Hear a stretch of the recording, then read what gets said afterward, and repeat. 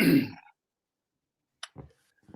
afternoon, good afternoon. Here we come again, Brother Sariang, for the people, by the people, like we do every Sunday. We come here and we talk about issues. Independent platform. I can say that, Sariang, ain't that right? That's correct, Farmos. That's very correct. And the most followed platform in the diaspora. You might well add that one too, you know. You bet. And here we are. We have Dr. Gajigo. Good afternoon, sir. Thank you. Oh, should I say good morning on your side of the I understand you're in Asia. That's right. Yes, I'm visiting here I'm here for a short visit, but should be back in Gambia very soon. Excellent. Thank you very much. Sariang, I called Dr. Gajigo a few days ago, actually. You know, we've been getting calls. Kangena in the Gajigo. You know, I mean, everybody kind of telling us that. Finally, I was able to get hold of him. And like he said, he was on a trip to Asia. I said, hey, man, we're definitely going to bring you here. It didn't take him a second to say, I'll be there. And it's 1 a.m. where he's at. So it means he's been sitting and waiting. So we're going to just dive right into it. We want to make sure that he goes back and get his sleep. Right. And Sariang, you Yes, want to have your greetings? Yeah, welcome, Dr. Gajigo. You know, I've watched you and Kate Fatu several times on a discussion regarding the economy, and it's very, very insightful. So hopefully, we'll have the opportunity for you to share with folks in the diaspora as well. So thank you for coming. Thank you for having me. Just just to basically say that we were trying to recruit an economist who can definitely do the necessary pushback, but I'm not one of them. But we can always wing it as we go along. Ain't that right, Taylor? We will definitely that's true. wing it. So, Dr. Gajigo, since we publicized that you're coming this Sunday, now, even though some people were saying, can you get in the Dr. Gajigo? But when we put the publicity out there, people were saying, Doctor who? In other words, you're not a known commodity. Who is Dr. Gajigo? Yeah, well, let's say, well, now, I spend quite a bit of my time outside, but let's say in terms of where in Gambia I'm from, I was born in Fatoto in URR, which is in Kantora district. That's where my mom is from, and my dad is from Sabak Sanjal, which is in Upper Badibu. These days I live in Brusubi. So yeah, so I'm back in Gambia, and my primary occupation is as a farmer. So actually as a commentator, that's like a side gig. So I operate a farm actually in several parts of the country. And then I've been doing that now for a few years. But before that, I worked in a few places outside. Most recently, I was working at the African Development Bank, where I was for a few years. Before that, I did some stints at the, very brief one at the UN, and then at the World Bank and Columbia University. That was my first job after grad school. Yeah. I think there are probably a couple of my former friends and colleagues that in the diaspora. I spent quite a bit of time in the US. Did my undergrad, and grad school all in the US in various parts. Yeah. So that's my the a little bit on my background. Exactly. Yeah. So Dr. Gajigo, I mean, I've watched quite a few of your interviews, and I call them interventions, if you want to call it that. And as far as the state of the economy. Yeah. And obviously, we all live it. Since independence. Right. The state of the Gambian economy, the journey has been bad. Gambians are poor. Can you catalog the real problem since independence that we've been confronted with, as far as the economy is concerned, poverty in the Gambia, Dr. Gajigo? Wow, I mean, since independence.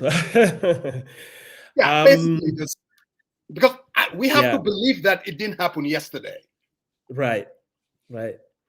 No, it's actual. I'm glad you've gone that far, because sometimes, when we talk about the issues that are happening in Gambia, I think a common mistake is to have a very short time horizon and assume that the problem is very recent, and it actually is not.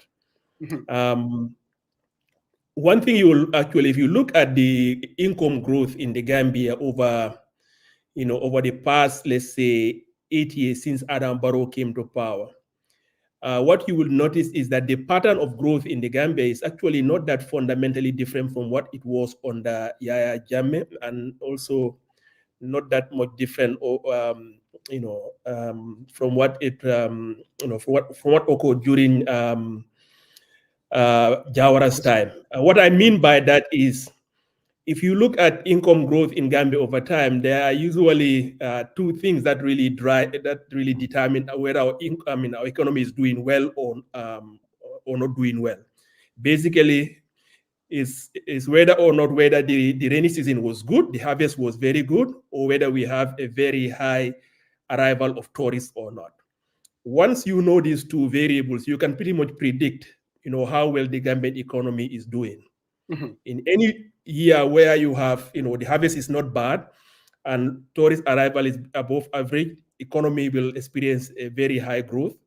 And in any year where you have, poor rains, or you have, for some reason there's a shock to or disruption to the arrival of tourists, the economy would actually go bad. So this is, a very regular thing if you look at the Gambian economy. So what that tells you is that, structurally, the Gambian economy hasn't changed that much. So over time, when you average these things out, what you will find is that on average, on a long-term trend, the Gambian economy hasn't grown significantly at all. In terms of per capita GDP, income per capita, from independence to now, the average annual growth rate of the Gambian GDP has been less than 1%.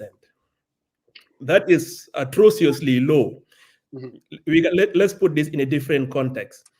At that level of growth, even for the next 2 generations again, another 50 years, Gambia would never reach, middle income status, even lower middle income status. We, at this level of growth, if nothing changes, what we've had over the past couple of years, we would remain a low income, fragile state. So, so how come, whenever there is even the little bit of drought or there's a little downturn in tourism arrival, our economy doesn't go anywhere? It means our economy hasn't undergone any structural transformation. We are, we are an agricultural, an economy based on a primary, agricultural, system, basically, where it's rain-fed agriculture.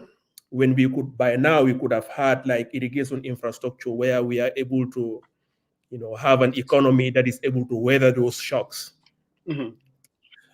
That being said, there are some differences that are important to say. If you look at Gambian weather, things actually have gotten a bit worse now.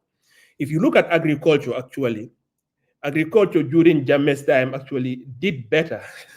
Really? Has been better compared to during Barrow's time here. In fact, if you look at our, you can look at certain areas in agriculture in terms of yield in rice, in groundnut. In fact, the agricultural yield of rice in the Gambia was much higher during Jawara's time. It got lower during Jammeh's time and got even lower now. Relative to our neighbors, Gambia used to be above average income per capita among ECOWAS countries during Jawara's time, but this got worse over time. Now we are actually below average among ECOWAS countries in terms of income per capita. So in some ways, things have gotten worse. At some fundamental level, things have remained unchanged. So in general, that improvement over time that we would all be hoping for by now hasn't materialized yet. So, Dr. Gajigo, I'm sure most Gambians are saying, wow, are you really kidding me?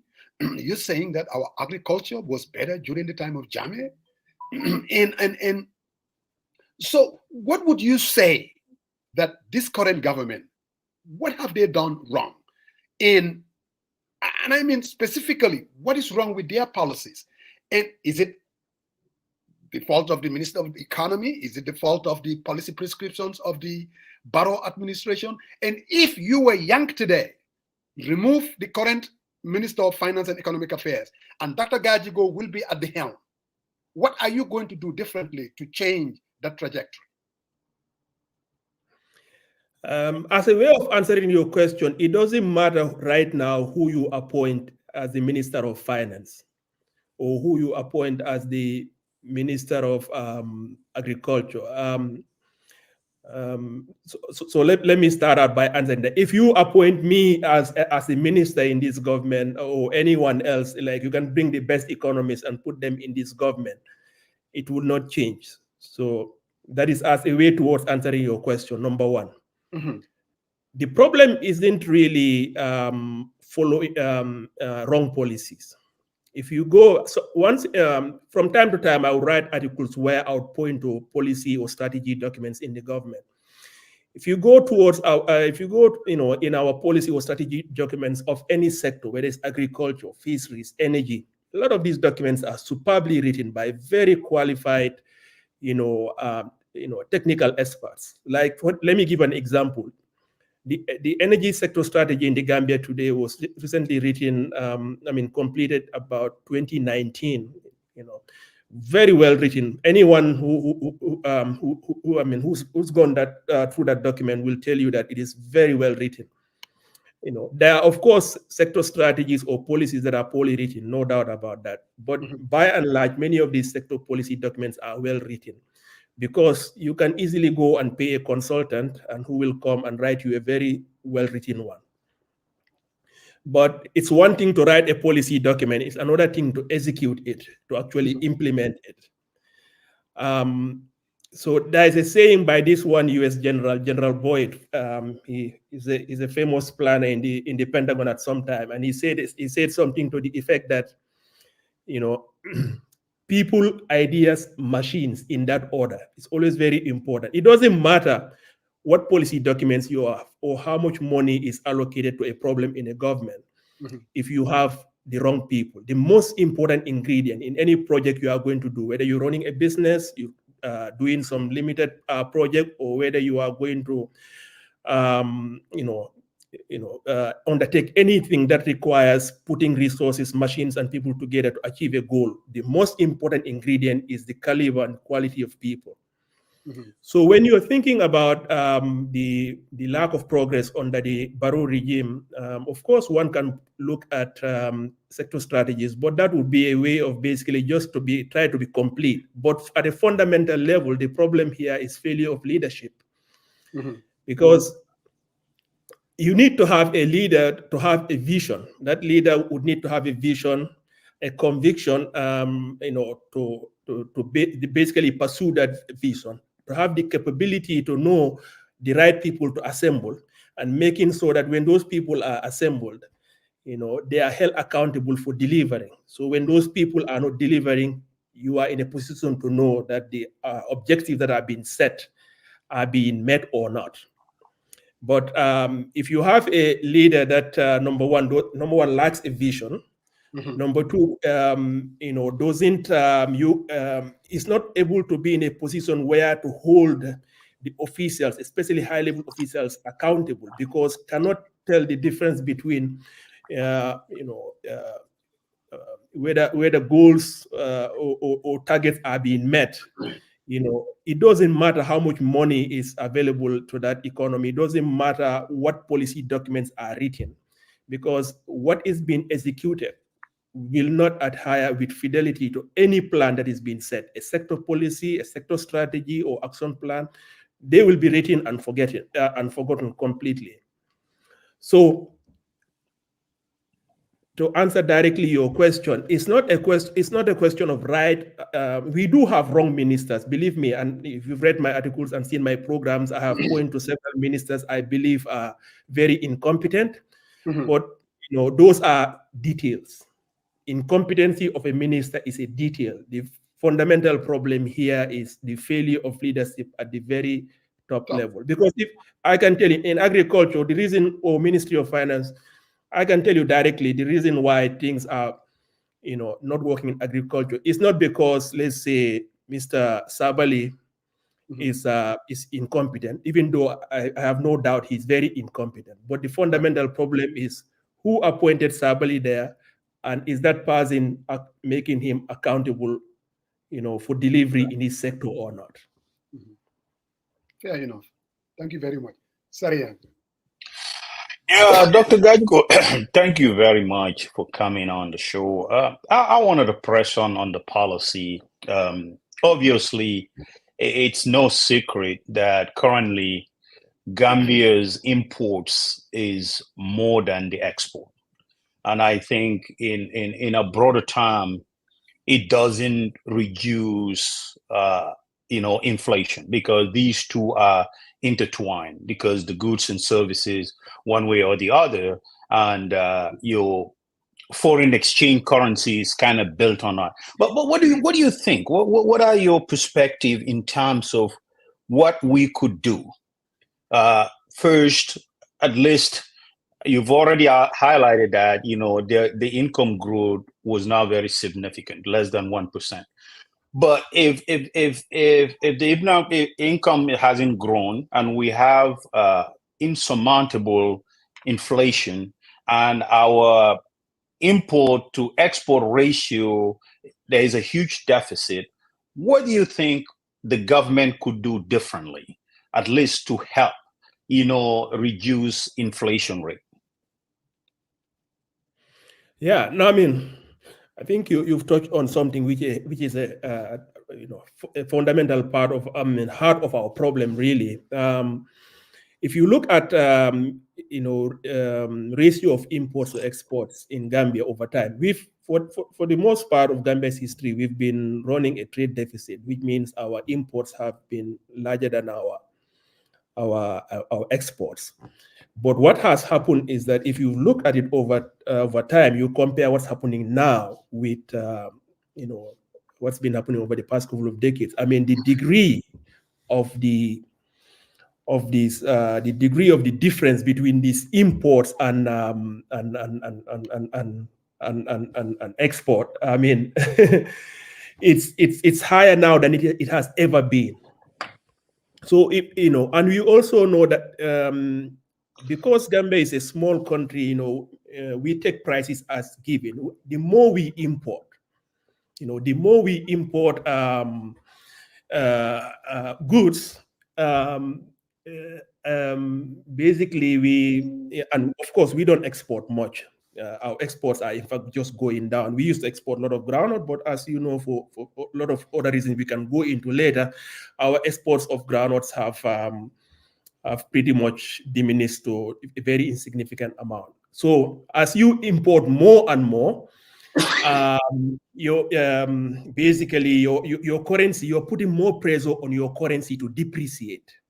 Yeah, because basically, you are demanding this more foreign currency, and there's nobody demanding your currency. We also don't have much FDI. So the factors that normally would increase the demand for your currency, which is if you are exporting something or foreign direct investment is coming in, this will put upward pressure on your currency to at least rise in value.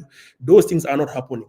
But all other factors that usually would put downward pressure on your currency, which is this increasing amount of imports, is always happening all the time. So the more you import, the more your currency depreciates, which also means that as these goods, when they come in, even if the international price of these goods remain the same, the moment they arrive in the country, the prices are even higher. So you are importing more, exporting less, your currency is falling down more, and this essentially means you are importing inflation.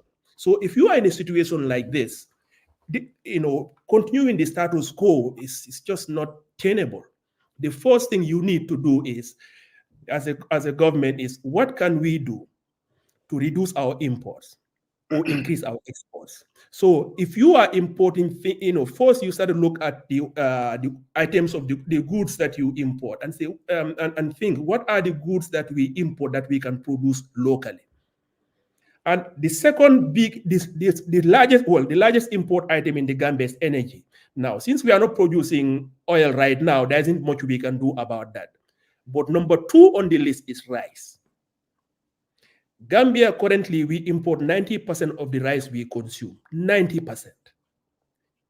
And yet Gambia has the resources to actually bring our rice import to zero.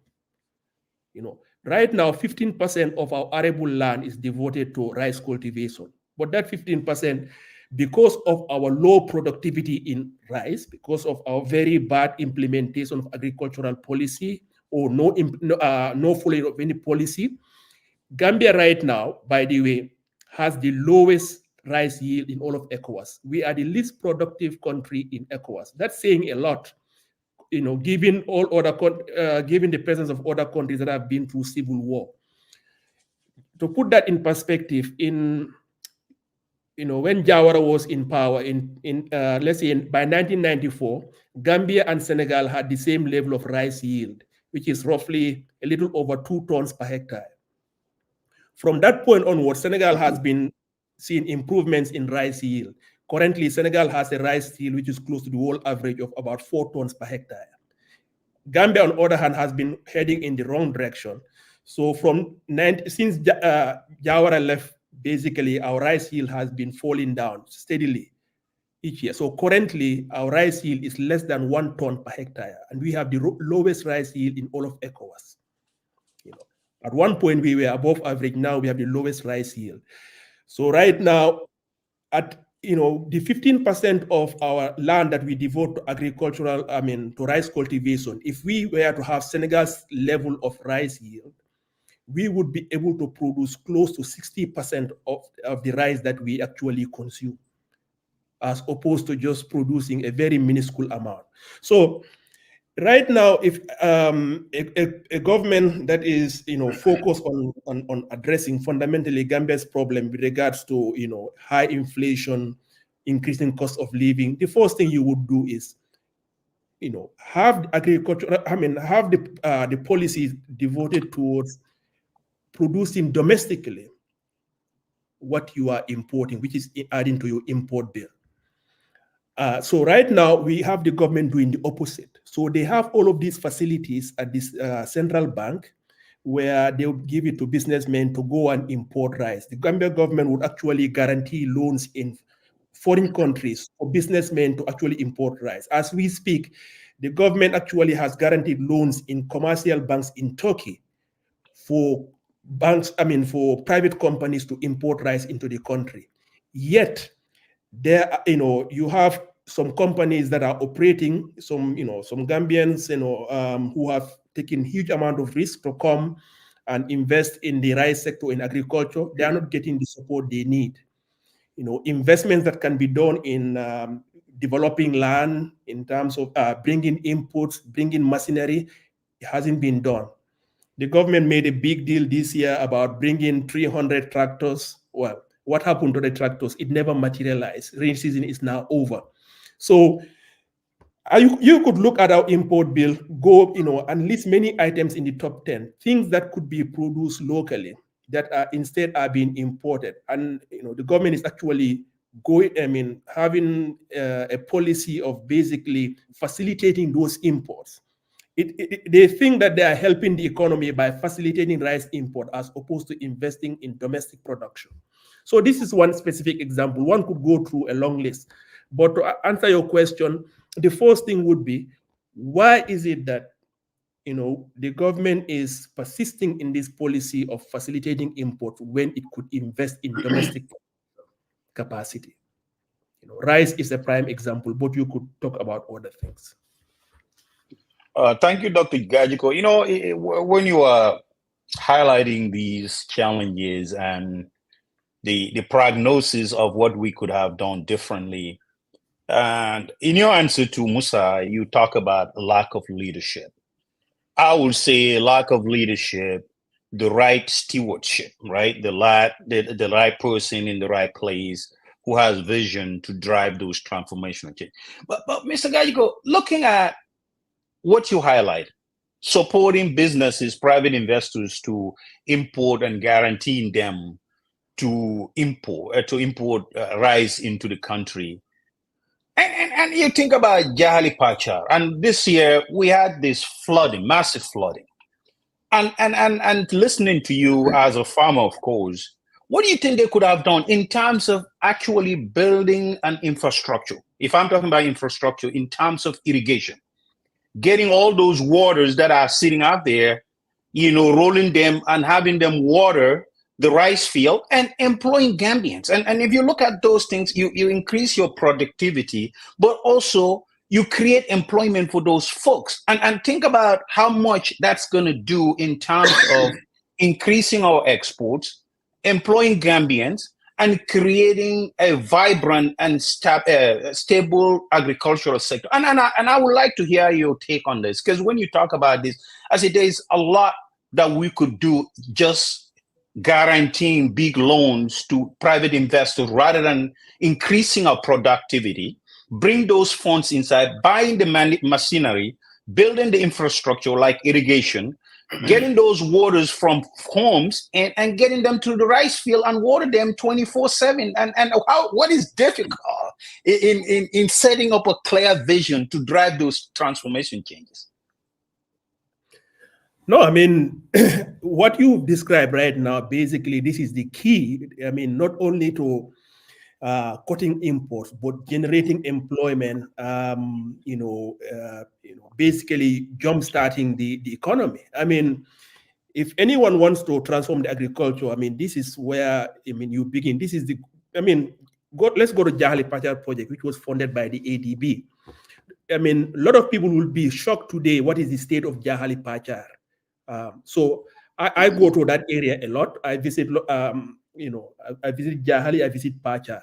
Do you know that today in the village of Jahali, you cannot do rice cultivation in the rainy season? All the rice cultivation by local farmers in the village of Jahali in CRR can only be done in the dry season. The reason for that is the irrigation system that was built by the ADB, the system of dikes, dams, and other things, has never been maintained. So in the rainy season, when the water flows and come in, you cannot control the flow of the water. There is too much water. The water level is too high to plant any rice. But if the irrigation system, if the infrastructure had been maintained, you should have been able to control water, the inflow and outflow. In the rainy season, the key is to direct the water out so that the water level goes down. You can plant rice. In the dry season, is to allow the water to flow inside. So what is happening now? This has been ongoing for many years now. Is that in Jahali, in the rainy season, you cannot do rice cultivation because the water level is too high. In some areas, if you stand there, it will in fact come to your head as an adult, or you might be swallowed by water. Only in the dry season, when the water level goes down, can they actually do rice cultivation in Jahali because they don't have the means of controlling the water level. So that just to give you an idea. So we already had facilities that were in there funded by a development partner. We didn't maintain those. So you can see how, making these big infrastructural investments in irrigation has not gone anywhere. But this is what needs to be done. Gambia today, Gambia, we have a topography which is largely flat. We are a flat country. You have countries that have done massive, they've created canals covering, hundreds of kilometers. These countries have rugged terrain where it is very difficult and hard to build canal system. You don't have that excuse in the Gambia. You have a river where, half of it is fresh water. More than half in the rainy season becomes fresh water. The topography is flat. There is no reason, nothing to prevent the country from having, canal systems that supply fresh water to every part of the country, most westernmost part of the country. But even if you do not take water to, NBR or LRR or West Coast region, it is still very possible just within CRR and URR, where the water is fresh all year round, where you have rice fields right next to the river.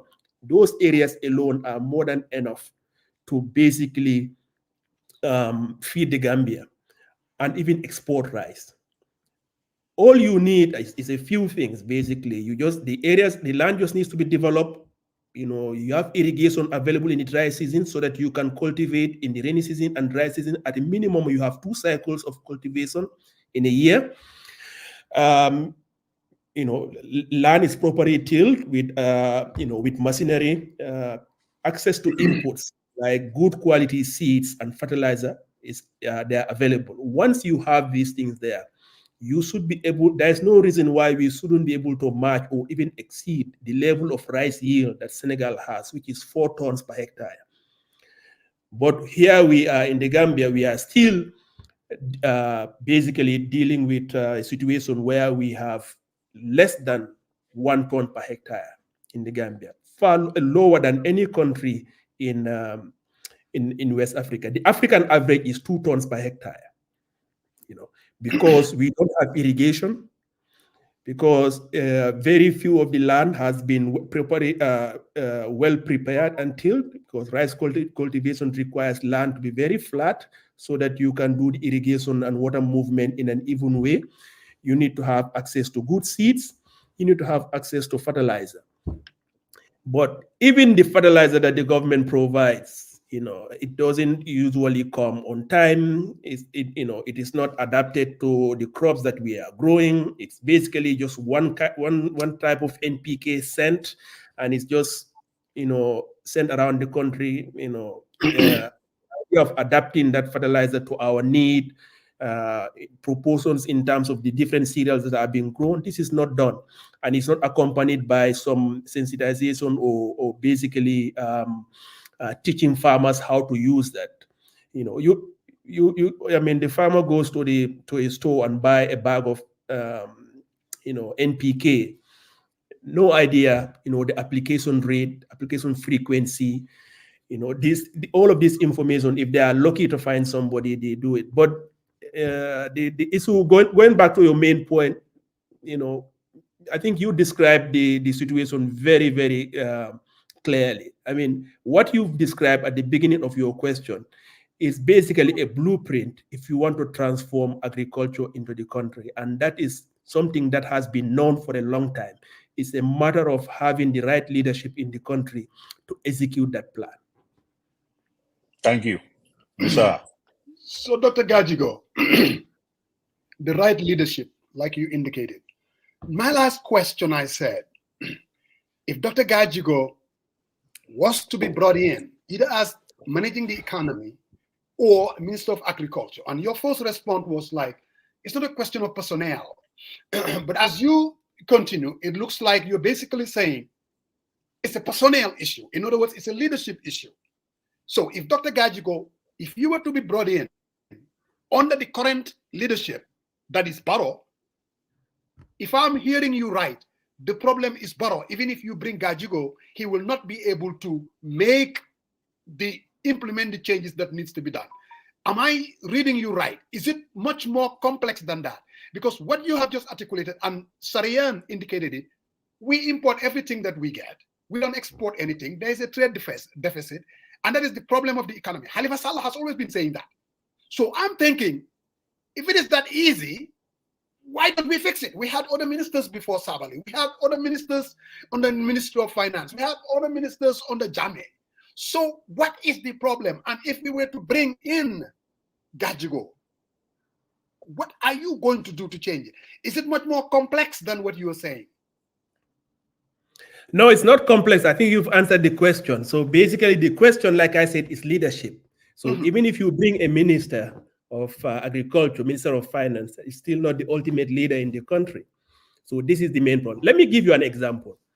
If you remember, there was a time when I think there are a couple of incidents where Barrow has been quoted as saying that, oh, we have enough electricity capacity in the country that they are turning off some generators. No, you must have seen that video. Yes, I did. Yes, there was a time also where Barrow said, oh, when the OMVG project is done, we will have 100% electrification of the country. He repeated all of that.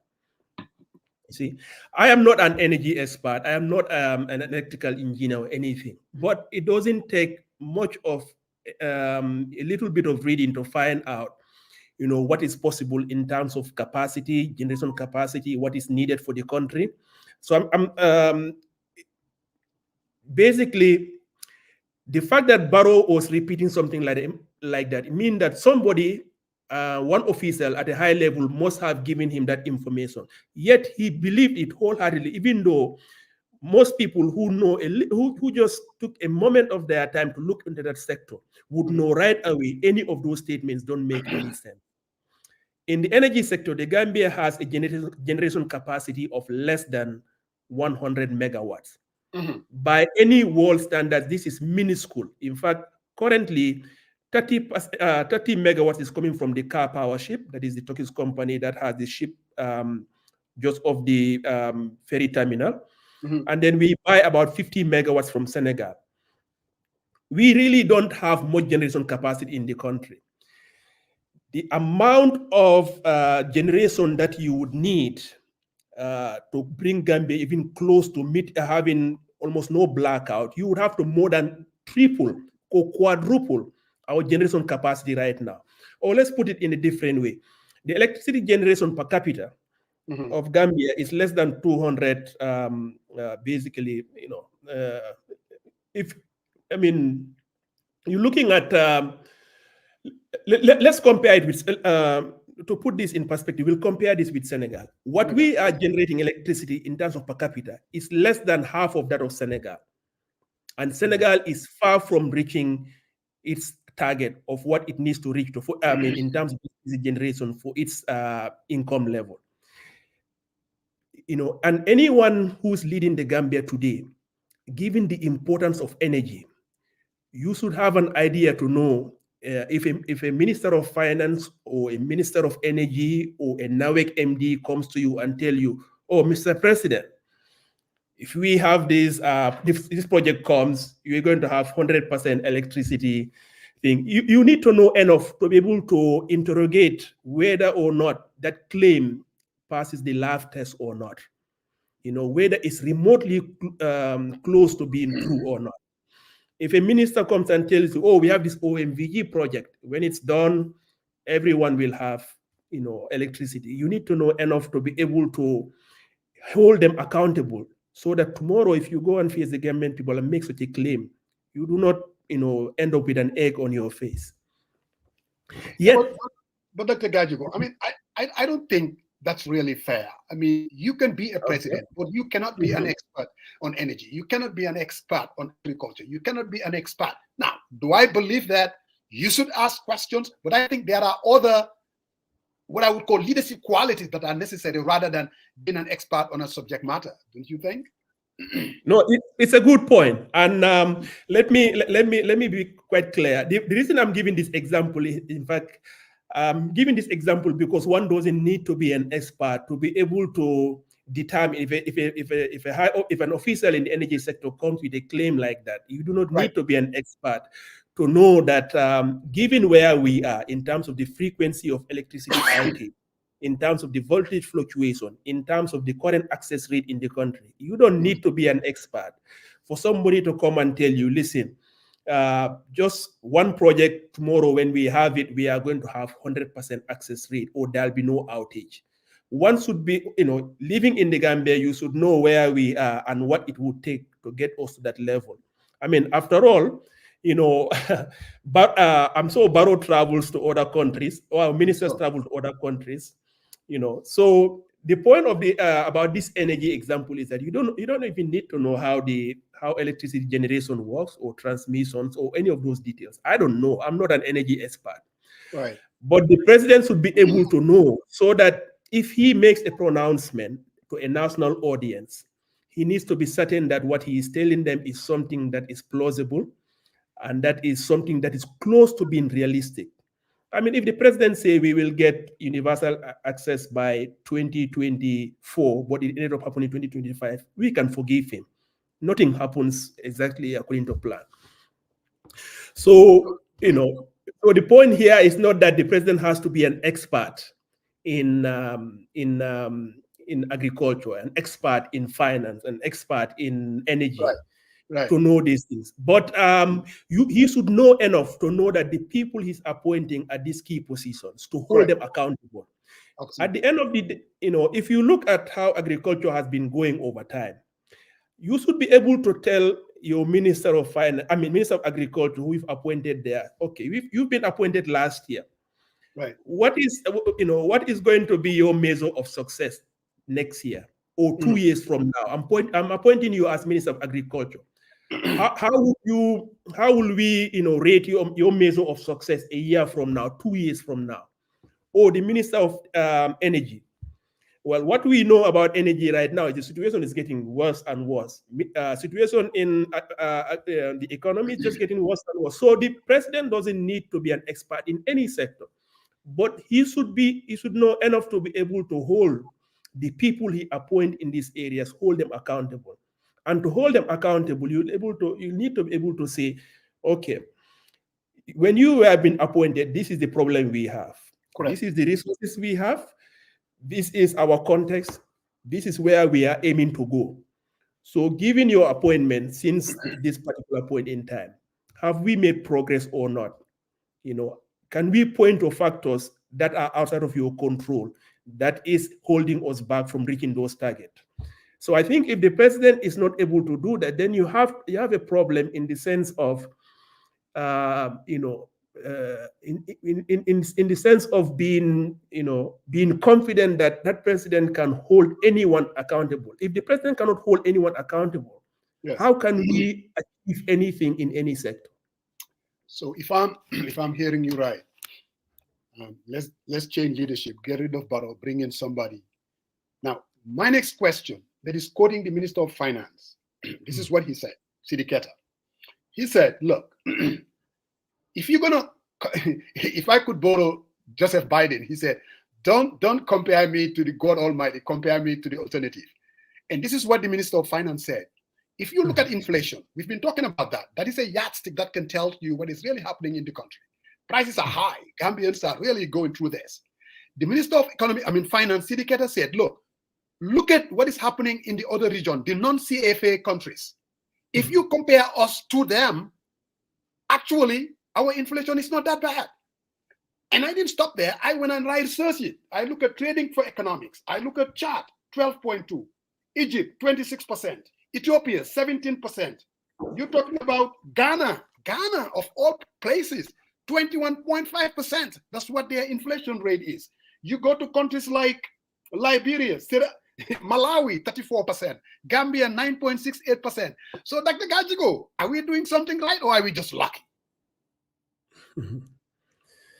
Yeah, no, well, the thing is, it's not,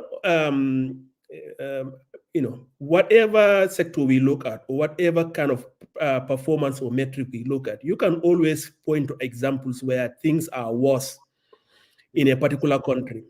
It's not difficult to do. It's easy to do. I mean, if you look at any country and you talk about something not working as it should, you can always point to another country.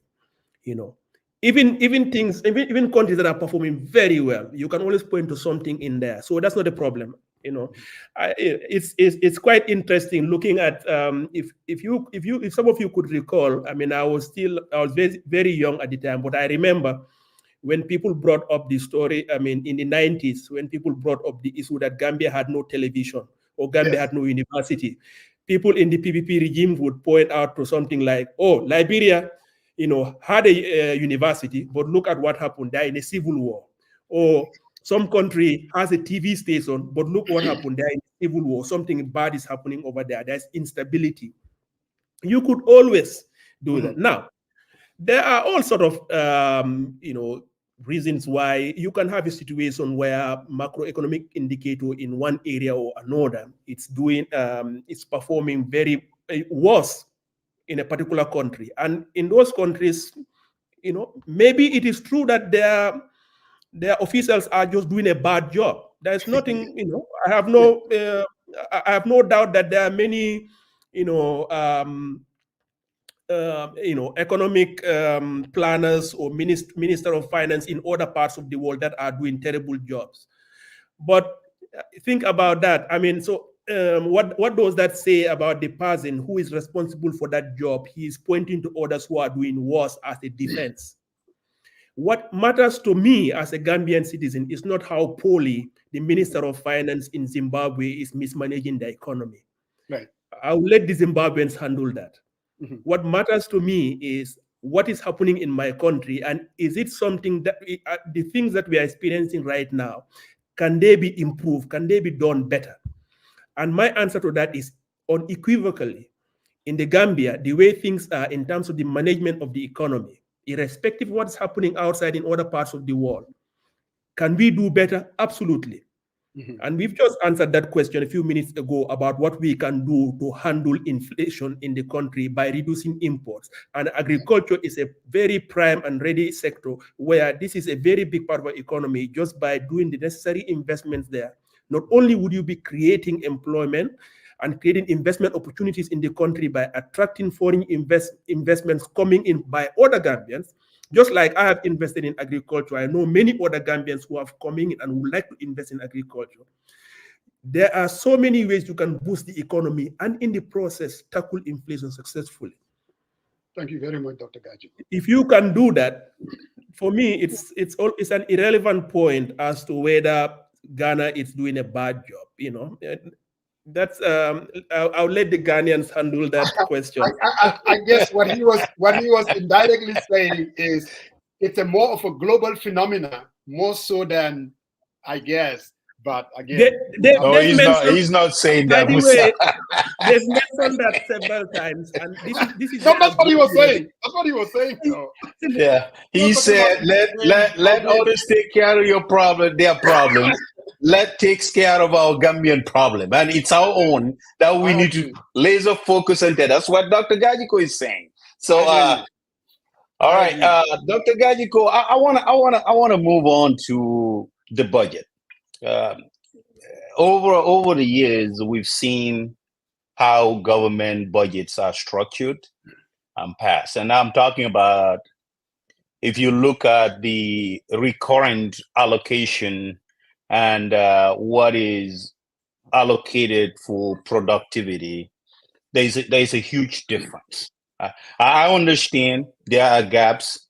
They still, struggling in terms of, resource mobilization, in terms of corruption and all that. But one key is you could harness your belt, right? We all don't go in there and go into a shopping spree or write a check that we don't have the money into our bank account. Because if we do, the check will bounce, obviously. So in terms of, what have you seen? Because I've seen this as a recurring thing here, that they pass a budget, they don't have the money, they go into these refinance, somebody pre-finance, whatever, and it's concerning that all the huge percentages of each ministry or even the presidential office, most of their budget is allocated. The high end is allocated to recurring expenses, which I fundamentally felt that you, whether you're a president or your minister, have more control over that. For example, folks, non-essential person, to put them or to pay them to go to a conference. What are they going to gain out of it if you select one person, per se, to go on behalf and cut those expenses? So we continue to struggle. But what is your fundamental take on these aspects? Because it seems like it's a huge problem, and we continue to pontificate around it and without actually taking the issue head on to solve it. So, but what are your thoughts around this issue? Yeah, no, I mean, I've actually, when the budget came out, I think I wrote a couple of articles on it, and they are aligned quite well with what you've said right now, which is right on point. I mean, the first thing you see in this in the Gambian budget is the huge, very high proportion on recurrent expenditures, and very little, a minuscule amount on development expenditures. And development expenditure is where you actually make investments for things in the future, for things to be built. I mean, with recurrent, it's just basically financing current expenditures, just keep it maintaining the status quo. So if you have a sector where things are not going anywhere, or things are going in the wrong direction, you basically just maintain that trajectory, unfortunately, and this is what has been happening. So, I mean, the public, our macroeconomic, public finance issues. So you look at the two parts: revenue and expenditures. Whenever you talk to many people at this high level of government, the first thing they'll tell you, oh, we don't have money for this. We don't have, we're waiting for, if we have project money, maybe we're waiting for the next project or development finance. Let me just tell you once and for all, nobody should buy that story. The problem in the Gambia, it's not because we don't have enough money. The problem is that the resources we have, number one, are not prioritized well. So one way of this lack of prioritization is this huge amount of recurrent overdevelopment expenditures. Number two, you have this, which is related to this first point, but number two, you also have misallocation. Let me give you a prime example of this is the Ministry of Foreign Affairs. You have Ministry of Foreign Affairs that each year, I mean, the growth rate of the money that's been allocated to this Ministry of Foreign Affairs is unbelievable. In the last budget, the amount allocated to the Ministry of Foreign Affairs is almost 2 billion. I mean, just to give a few years back, this was less than a billion. Now it's almost 2 billion. It's growing on, it's almost exponentially. What's happening? Because anytime Barrow wants to remove somebody, even if they did something terrible, it's like, we don't fire you. We just want to, we are going to reassign you to the foreign affairs. So if those people have no outside options, they end up in some embassy. Our embassy staff become bloated. We are opening embassies in countries where we don't need them. I mean, ideally, as a country, you probably, ideally, if you don't have resource problems, you should open an embassy in every country. But if you are a poor country, developing country, you need to prioritize your resources. Gambia can't be opening embassies everywhere. These embassies are very, very expensive. So you have the ministry. Just to give an idea, the amount over a 5-year, if you take a 5-year period, and you take a significant, the money that's been wasted in the Ministry of Foreign Affairs alone, you put that aside. You can build a power plant that will more than double the energy generation capacity in the Gambia. You can address our energy problem by that. The amount of money we spend in terms of recurrent expenditures in some of these ministries, whether it's State House, in defense, these are money that could be far better spent in productive sectors of the economy, whether it's in agriculture or in education in other parts. If you go to the third point, I mean, this is also still, these are all interrelated points, but the reason why recurrent expenditure is a bad problem is that as you know, recently they found several thousand ghost workers, in many ministries. Those things happen all the time, or money that is being allocated to things without really interrogating why. If you go on the income side, the revenue side, we leak money in places where we should be earning money. If you look at other countries, I did a consultancy in one Southeast Asian country for the World Bank. One of their biggest source of revenue is state-owned enterprises. In our Gambian setting, this is one of the biggest holes in our finances.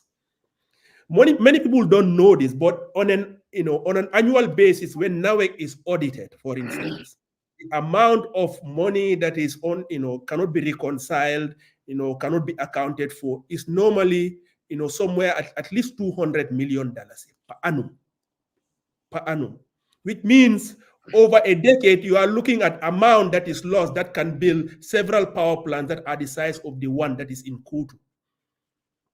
This is just NAWEC. We're not talking about other, state-owned enterprises whose finances we have no ideas because they don't present or publish, audited financial statements on time. In fact, the latest NAWEC financial statement you will see is from 2020. In the last 3 years, no one has a clue what's happening there.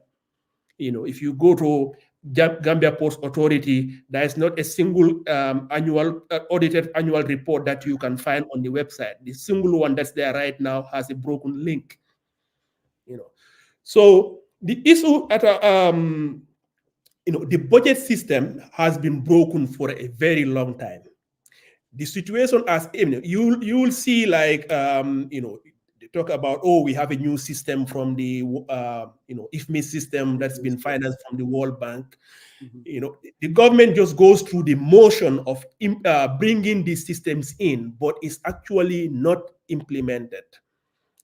People like Syndicator just there have no clue what they are doing. So that we can give other examples, but currently right now, look at the situation we are having with the Africa 50 situation in the bridge. Syndicator is saying one thing at the during this budget speech, that we have revenue from them. Then in a few months later, in front of the National Assembly, saying something about the money from that bridge, from that Africa 50 asset recycling deal is in a ring-fence account, in the central bank, not being touched. Contradictory things, They are forced to reveal information to development partners at the IMF and the World Bank when Gambian people are being kept in the dark. Some of these contracts that our government is signing with, with some of these foreign firms are negotiated in a way that changes the country. We've lost money to, with security report at the airport. That contract resulted in millions of dollars lost to the Gambian from the Gambian government that we had to pay them. So the issue here at the fundamental level, the expenditures which we can control are completely under our control. We put money in the recurrent side, nothing in development, so nothing for the future. We misallocate. We put money in activities that do not generate any return when we have high return sectors that should be invested in. There's money being leaked out of state-owned entities that otherwise should have been sources of revenue. So the public finance system in the country is just a complete mess. Thank you, Dr. Gajigo. Dr. Gajigo, you talk about the energy, particularly in NAWEC, and I think the Minister of Finance came on this platform, and I've expressed to him that I think NAWEC is a drag on our economy. Such a state-controlled enterprise cannot even pay its debt obligations, and the government had to apply waivers several times. And recently we heard that they owe Senelec on a huge amount of money for the power supply. But you highlight something here. You said the base load was 100 megawatts, and their inability to even serve our own base load, meaning our own generation capacity at Kotu Power Station. Now, thinking about how NAWEC is cramped together in terms of governance structure, because I think I've talked to him about this. I said I think it needs to be broken down: transmission, power generation, and corporate. And they can report to one manager. That's good, but we have to, and it looks like NAWEC is in charge of water as well.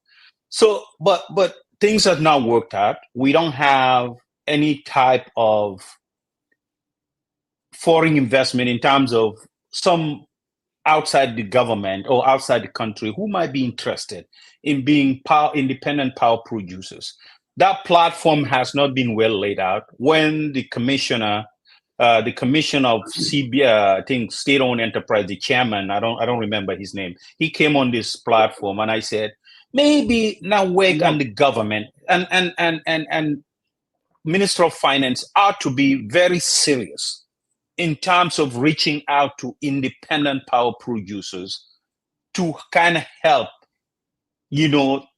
take the pressure of this long-term contract with the Turkish vessel and Senelec, because most of that generation that is supplied through rural Gambia. During COVID, Senegal came here, they bought a bunch of solar panels. They built those solar panels. That generation that's coming from Senegal, they built substations, Farafenya and all. Those are the ones that are supplying. I don't see, as you articulated, the funds that are mismanaged.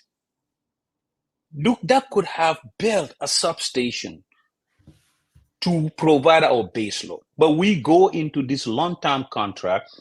We don't even know how much they are charging us per megawatts. Now it doesn't have any reserve capacity. So I think it kind of highlight.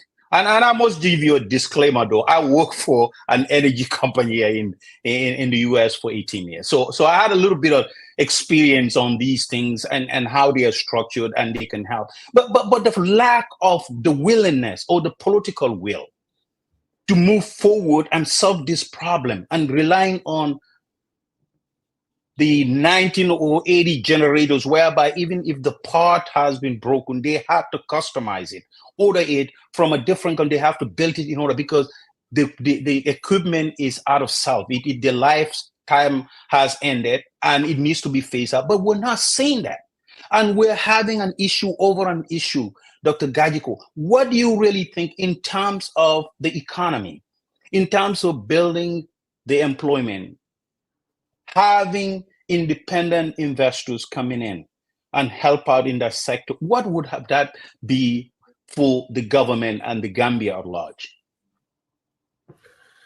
Oh, listen, without energy, without addressing our energy needs, the country is not going anywhere. In this day and age, energy is as basic as anything. I mean, you want to transform the any sector, and if you want to grow the economy to grow, the economy has to transform from a primary based economy to we go up the processing ladder, start processing, and you cannot do any processing, any manufacturing activity if you do not have reliable energy supply, which is also affordable.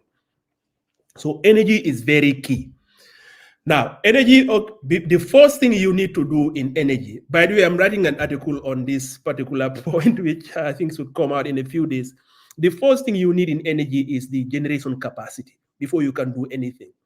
Now, in principle, there is nothing wrong with having a contract with, let's say, car power ship, this floating ship, but that is not a basis for a long-term energy future of a country. It's something you get into while you are making, laying the plans for your long-term energy security. Let's say you are in the process of building a major power plant. Then you can say, okay, this car power ship, we will bring it in to, give us, a stopgap measure while we invest in our energy sector. But the issue we are having with this car power ship now is the contract has been renewed about 3 times. It's now something long term. It's no longer short term. So it looks like as if the government is depending on this car power ship, and nobody has seen the contract, so we don't know how much we are paying per kilowatt hour. So you have that problem. It's always good to contrast Gambia with Senegal. Senegal generating capacity, they are still building. For instance, if you are on your way to the airport in Dakar, in Jas, you would see this massive new combined cycle power plant being built at the village called Malikunda, not far from Bour. So you have that country investing in that. So in Gambia, we have this situation where we are not investing in energy generation capacity, and the existing power plants are so old that many times they are just completely out of commission, which is why you'd have periods like right now where the outages in some parts, they would lose power up to 15 times in a day. In some situations that don't lose power, you have this issue basically of voltage fluctuations, where even a TV, you cannot even turn it on, or your fridge will never get cold, or the light will be so dim you might as well light a candle. So capacity is very critical. We need to invest in generation capacity. But then building even a small power plant requires a massive investment, and it's a capital investment, and it's not something most governments are able to do on their own. So a country needs to have a energy reform, number one. Number two, you need to have an investment climate so that you can have independent power producers. As you rightly said, they can come in and invest. But investing in an energy plant is probably the riskiest investment anyone can do, because you have to put, on average, normally to produce 1 megawatt of electricity, you need somewhere around close to $1 million. So even a small power plant of 50 megawatts, you need $50 million. 100 megawatt power plants, you need about $100 million. So, but when you build this power plant, you need something like 25 to 30 years to generate your returns over time. So during that time, you've sunk your capital in a country where you can't take it out. You cannot pull the power plant from the country and take it out. You are basically stuck in that country. Come what may in that country, you are stuck there. So because of such a risky investment, the government needs to do a lot of things right to make sure that the investment climate is conducive to investors to come in. So the problem we are facing in the energy sector, in terms of the absence of independent power producers, it's basically it's an indictment of how badly the economy has been run. Because you cannot just go and tell investors, even those who have money, they are sitting there looking for places to build power plants. You just cannot go and tell them, hey, come to Gambia and bring it. They will not come just because you ask them. They have to come, do their due diligence, research the country and see, does this country have the right investment climate for me to come and invest? In a situation where you have right now our currency being divided, is depreciating such a significant amount, the first thing you look at that as an investor, because when you come in, you are bringing your dollars in, and you are a non-Gambian, you want to take your dollars out. But the revenue that's generated from your power plant is going to be paid in dollars. So the first risk you're going to have is foreign currency risk. It's going to be very hard to mitigate that risk. So when you have an economy like the Gambia has, where things are not going very well, the investment climate generally is poor. The contractor, because if an independent power producer comes into the country, it has to contract with an entity, and that entity is not anyone else but NAWEC. They'll first have to look at the financial health of that company, and anyone who looks at the financial health of NAWEC, you don't have to take my word for it. Go to NAWEC's website and download one of their audited financials. If you look at one, you don't need to look at the others. They are almost all identical. The information you will get from there doesn't give anyone a peace of mind, the confidence to come and invest and enter into a long-term contractual relationship, which will be in the form of a power purchase agreement that has to be anywhere from 20 to 30 years. So when you have an environment as we are, where NAWEC is not reformed, it's not operationally efficient, it's not financially, is financially unsound.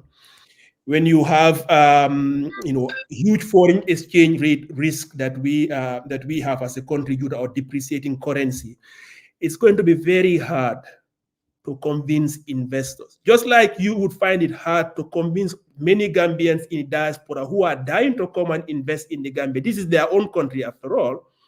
Imagine the challenging task you would face to try to bring in a foreign investor who doesn't have that ties with the country.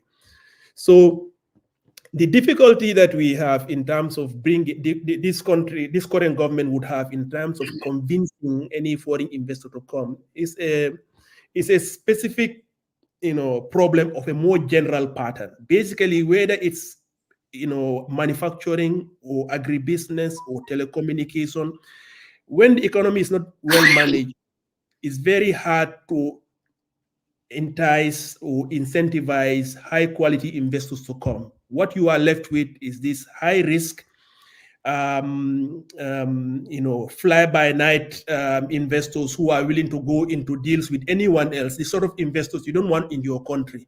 Those are the ones we are attracting these days. So this is the situation right now. So within the energy sector, we are facing the brunt of it.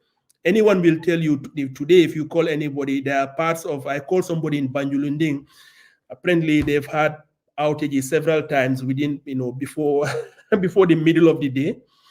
In some areas of the country, the voltage fluctuation is low. So we have a situation right now where most of our power our generation capacity is actually from a floating ship and from what is bought from Senegal. And we are behind in our payment in Senegal.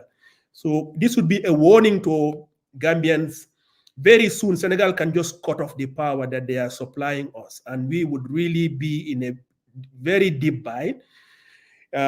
If all we have now is to depend on car power ship, imagine what would happen to us next time we need to renew our contract with that company. They would have all of the leverage. We could have the power purchase agreement, per kilowatt hour even increase significantly, and we would have no alternative.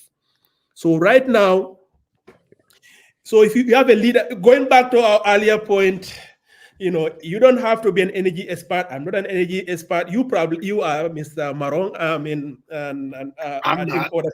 I am not. But what I've described here, right? No one has to be an energy expert to hold our to say they switch off. Energy minister accountable. Definitely. So tell you what, Dr. Gajigo, Gambia is an extremely, extremely poor country. This platform is a very poor platform. So we need to bring some funding. Give us a minute, drink some water. Let's get some fun. Welcome to Kid Aisha Restaurant. We are located at 1460 Boston Road in the Bronx. We are open 7 days a week from 1 to 12 a.m. We serve Gambian food and American soul food on Wednesdays and Senegambian food all 7 days. We do dining, we do takeout. We serve chebijin, chebiapa.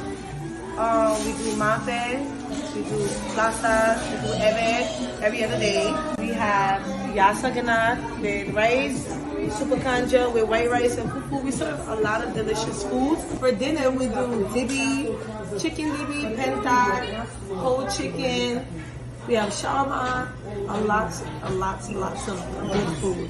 Also offer catering services for weddings, baby showers, birthday parties, whatever you need. We got it here at Kid Aisha. You can call us at 718-450-8606.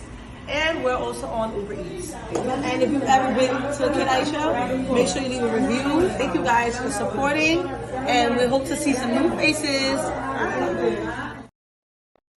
Thank you, Isa. Thank you, Isa, for supporting us. And if you live in the Bronx, you working late shift, or you work and you're getting off at 3 o'clock, call Aisha. You have to get there to order. I was there a couple of weeks ago when my homeboy was getting married. And boy, I can tell you, I've tasted the food. The food is good. But Gajigo, you mentioned this asset recycling. And you said something that the minister said before. And the minister was here. I'm someone who is very sympathetic to this whole asset recycling deal. And I want you to talk me out of it. Gambia is an extremely poor country. We all know that. I am very sympathetic to something that you said. The fact that we are poor and we are spending so much on areas that we can just basically set aside. When you said foreign affairs, if we had to set it aside, the amount of money that we can use to do what you said, I mean, as a leader, I would do it in a minute and say, you know what? These embassies, we're going to shut them down for 2 years. What is going to happen? What worse can happen to this country if we were to do that? But now, we are poor. We're a tax-based economy. I mean, you rely on taxes. It's not going to work. Here you have a new way of looking at things. PPP. We got a bridge for free. You work with the African Development Bank. We all don't know. You just indicated how these state-owned enterprises are being run. You go to Gamtel, you go to Gamcel, you name it. You go to Gambia Ports Authority. Government is actually spending so much money to maintain them. So it's not a no-go area. So now they are saying, we have an asset here. Someone, African Development Bank, a partner, they are willing to give us $100 million upfront. And you guys are saying we are mortgaging our assets. The minister said, you indicated that he went to the National Assembly and talked about the 15 million that was sent in. He said, well, actually, I think the word you used was ring fence. And what he said was, look, if you're getting 15 million from another source, and when you're preparing the budget, you have to indicate it. You have to say that, well, revenue is coming in. You can't just forget it as if it doesn't appear. So why would you have a problem with getting $100 million now that we can use? I mean, Dr. Gajigo, what is wrong with that? What's the problem? No, well, there is nothing wrong with receiving 100 million. If you want to offer me $100 million right now, I'll take it at this moment. No questions asked. No, the question is definitely, so let's, we are talking about an asset that's supposed to generate income, right? Yes. So, so it's not like 100 million is just coming right now. It's an exchange involved. There is a deal here. The deal is the Gambia government will get a certain amount. Mm-hmm. And in exchange for getting an amount upfront, Africa 50, by the way, this is not ADB particular. So the Africa 50 is an entity that's separate from, is owned by, set up by ADB, but it now runs autonomously. So this and that's an important distinction here. It is set up to run autonomously, to run on a purely commercial basis. Mm-hmm. Right. So just to be careful. So there are a lot of things ADB finance and owns that, ADB can finance something. ADB is, it has commercial loans. It can give a loan to a private entity and charge you interest, make income. But most of what it, the way it deals with countries, it's not there to make money. It's there to assist you to reach your development goals. Mm-hmm. But it created this entity, Africa 50, and this entity is supposed to run and work in the infrastructure space and to operate as a commercial entity. So the entity we are dealing with, Africa 50, mm-hmm. you will think of it like any other commercial entity, like a bank, like a private equity fund. It's there to run on a purely commercial basis. Right. So this Africa 50 deal is not with ADB, even though it was financed by ADB. Actually, when this was being financed, I was there at the time. Mm-hmm. Now, the big one of the biggest problem here, and this is where Mr. Keita failed miserably as a Minister of Finance. He did a terrible job in this deal. Is mm-hmm. that when this whole thing was being negotiated, it was as if the 100 million was just negotiated in stone. Mm-hmm. It just how come when we are talking about this deal, we just go and fixate on the 100 million? Where did it come from? Mm-hmm. The $100 million is supposed to be the outcome of a negotiation, because you have an asset. Somebody is interested in your asset. That entity wants to use your asset to generate income. So you have an asset. So the basis of that negotiation is going to be negotiating over the value of the asset. How come our minister agreed to 100 million?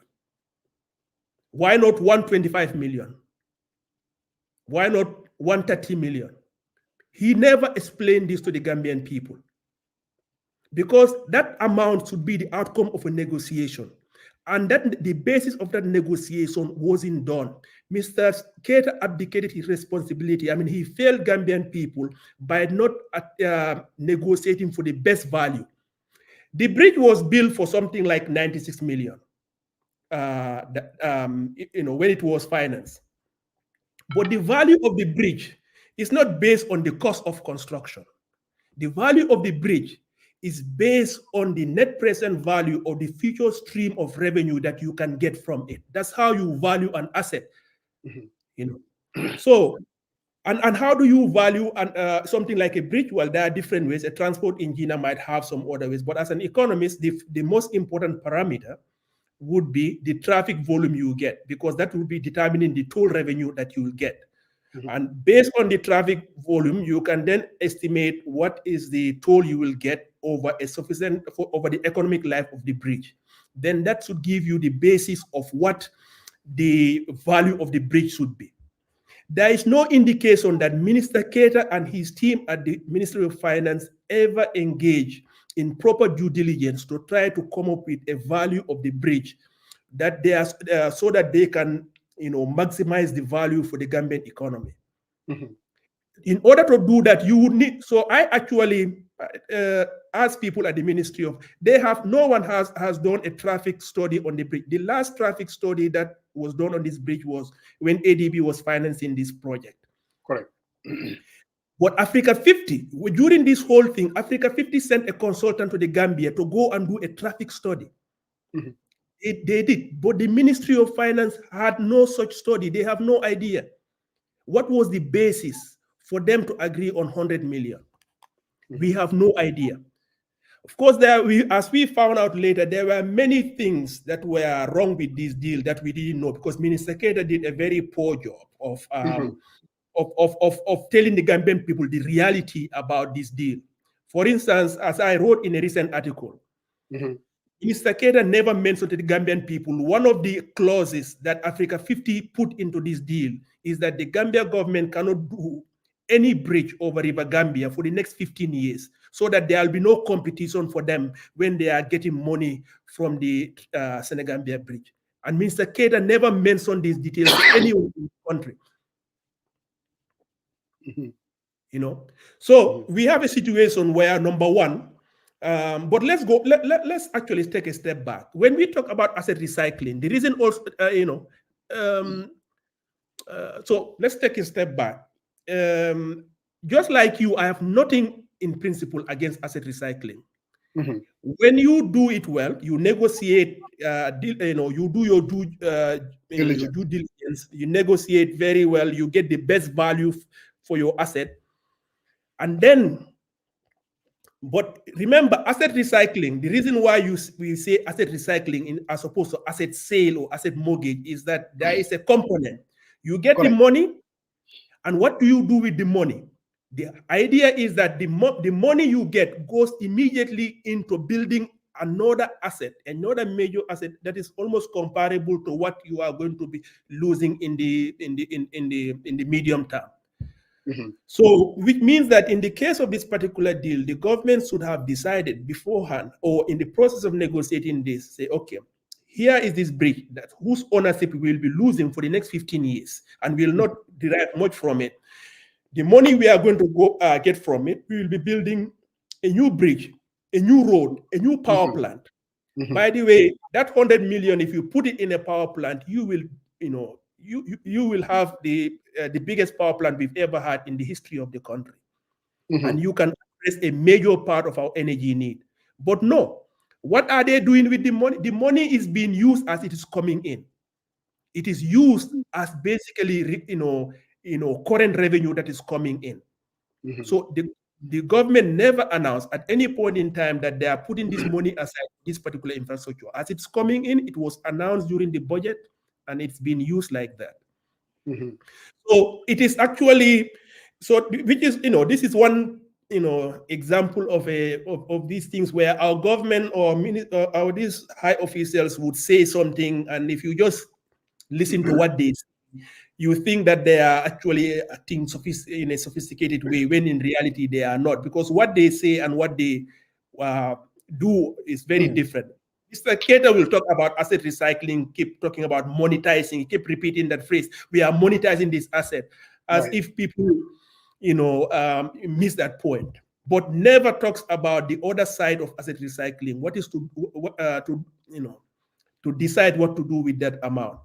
So Mr. Keita hasn't implemented this thing as asset recycling should be done. So it is wrong to call this asset recycling. It's basically mortgaging or selling the asset over the next 15 years. So the money we got from it is being used in ways we have no clue Exactly. Up to this day, right now, we have no idea what that money is being used for. They cannot point to any infrastructure they are doing. So, and for the next 15 years now, any revenue that bridge generates, over 85% of that is going to go to Africa 50. Gambians would have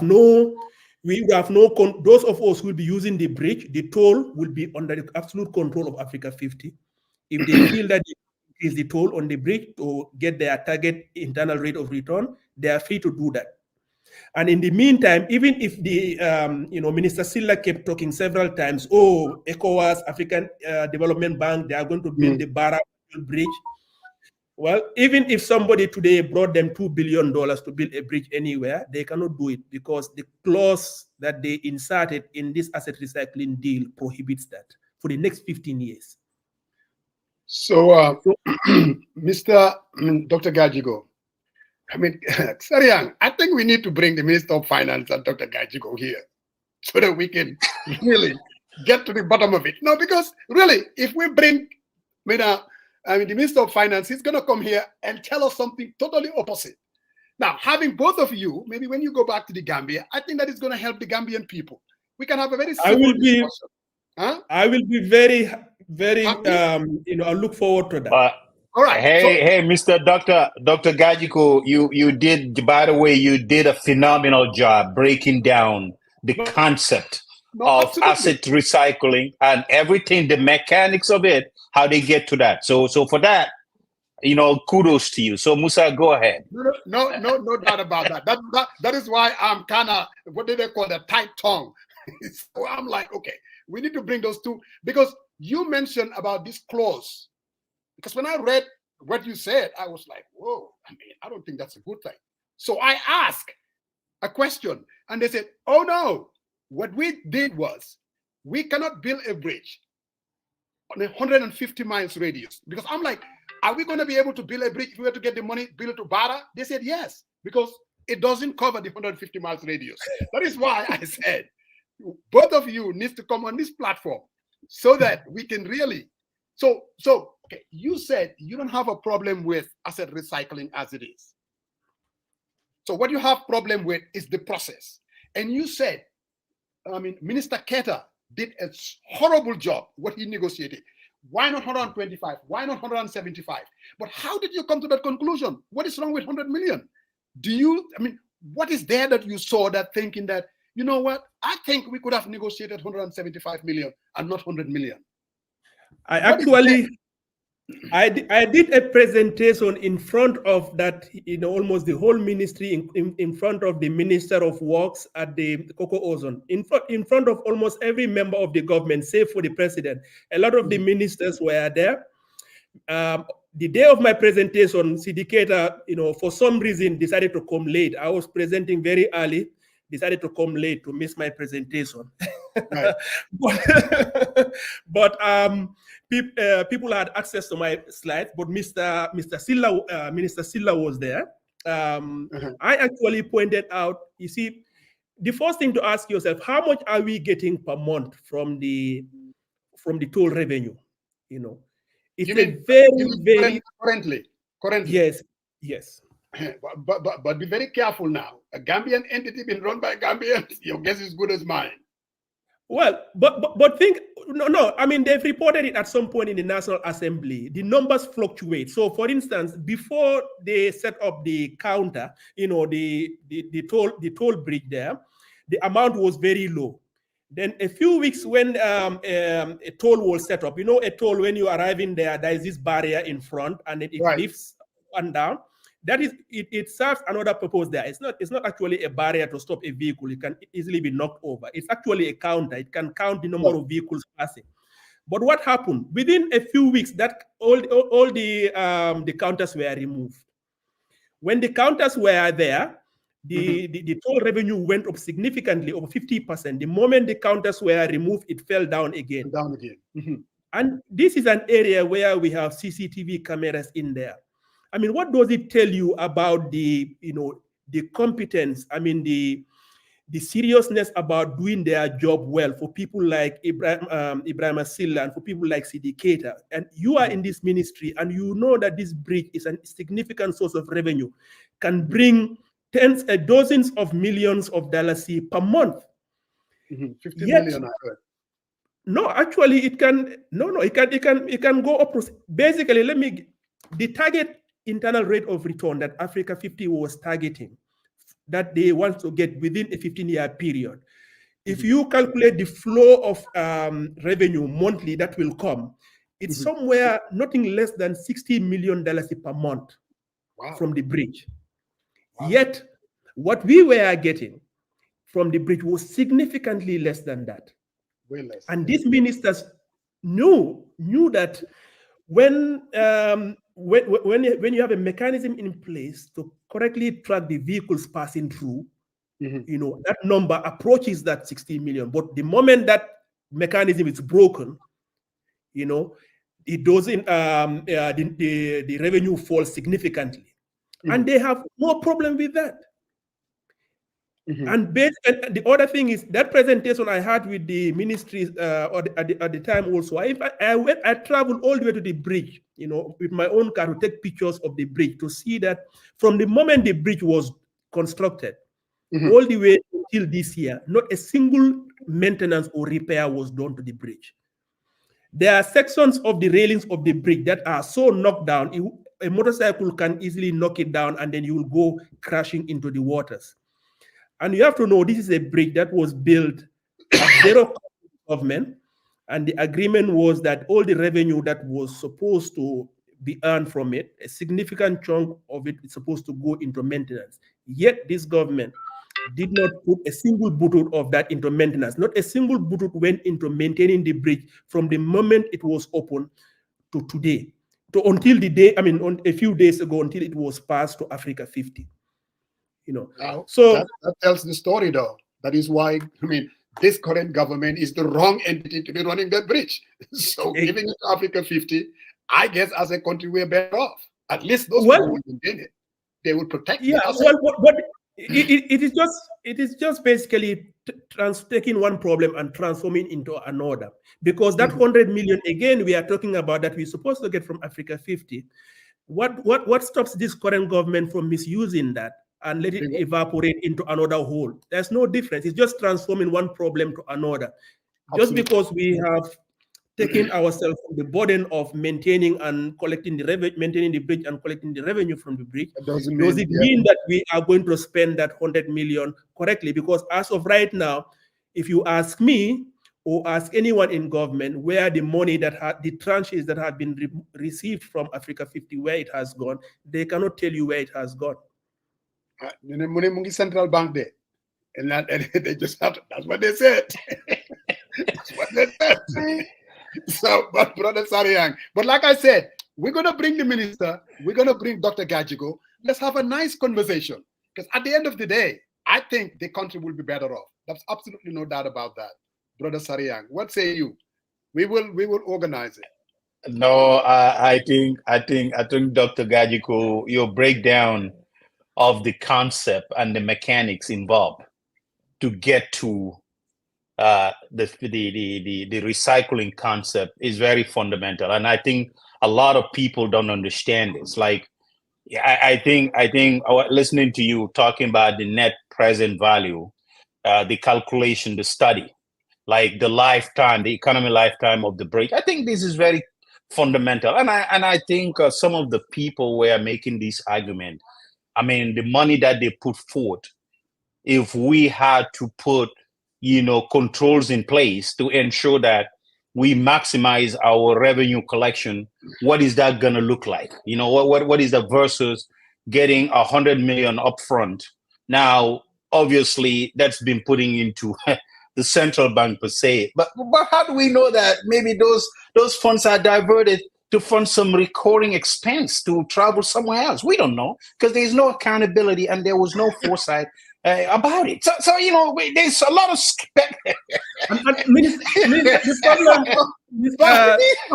But you guys, what are the assurances that the money you're talking about, this 50 million that is being generated, what makes you think that they're going to spend it any better? So, you can your pick. I mean, no guarantees. So I think one of the questions people should ask Mr. Keita is, Mr. Keita has been saying contradictory things. I mean, he would tell, the National Assembly one thing, budget speech another, then during budget speech another thing. Then, the IMF visiting mission, he will tell them completely different things. If you read the IMF documents, what he's telling them there it contradicts with what he said recently at the National Assembly, because the only way you can reconcile those two things basically is to say that all the numbers he presented in terms of our primary budget balance at the budget speeches were completely meaningless.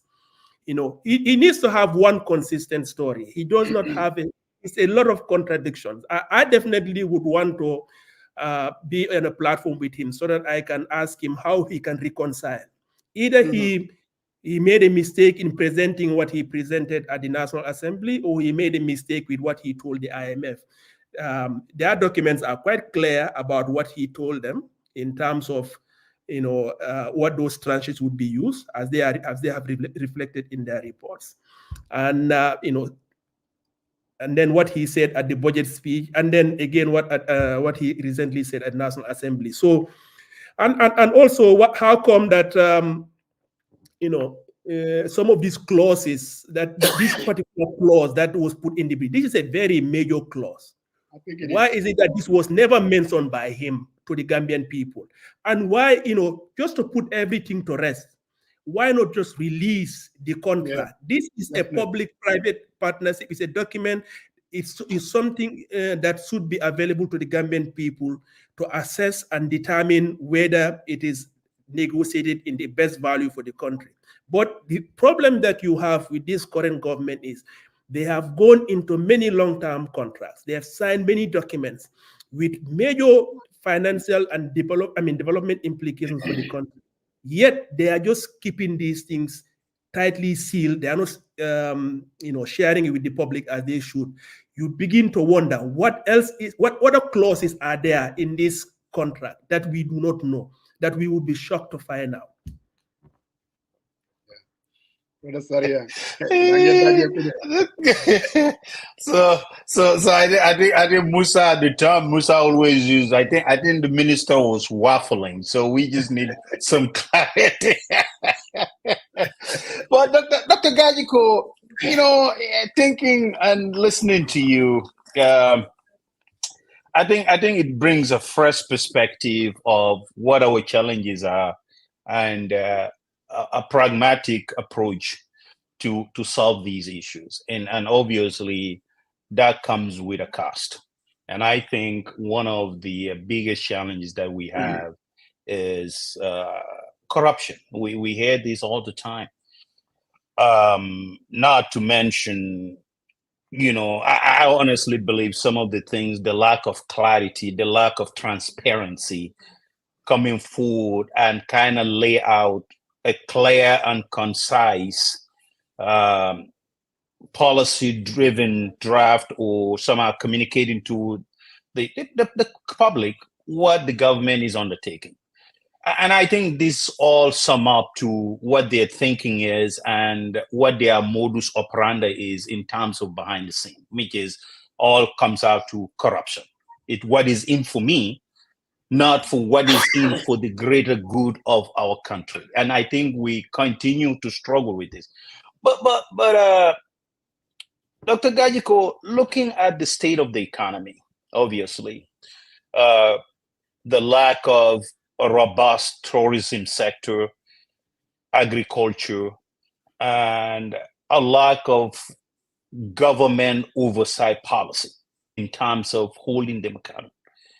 We lack that. And what it does is it puts us deeper and deeper into the hole, looking at our debt structure. What do you think could have been the most driving force in order, at least if we could make improvement in one sector or another, as far as the government is concerned? Because this has been going on for a while, and we continue to kind of push this. And one thing you would hear, especially for the folks from the current government, would be we build infrastructure.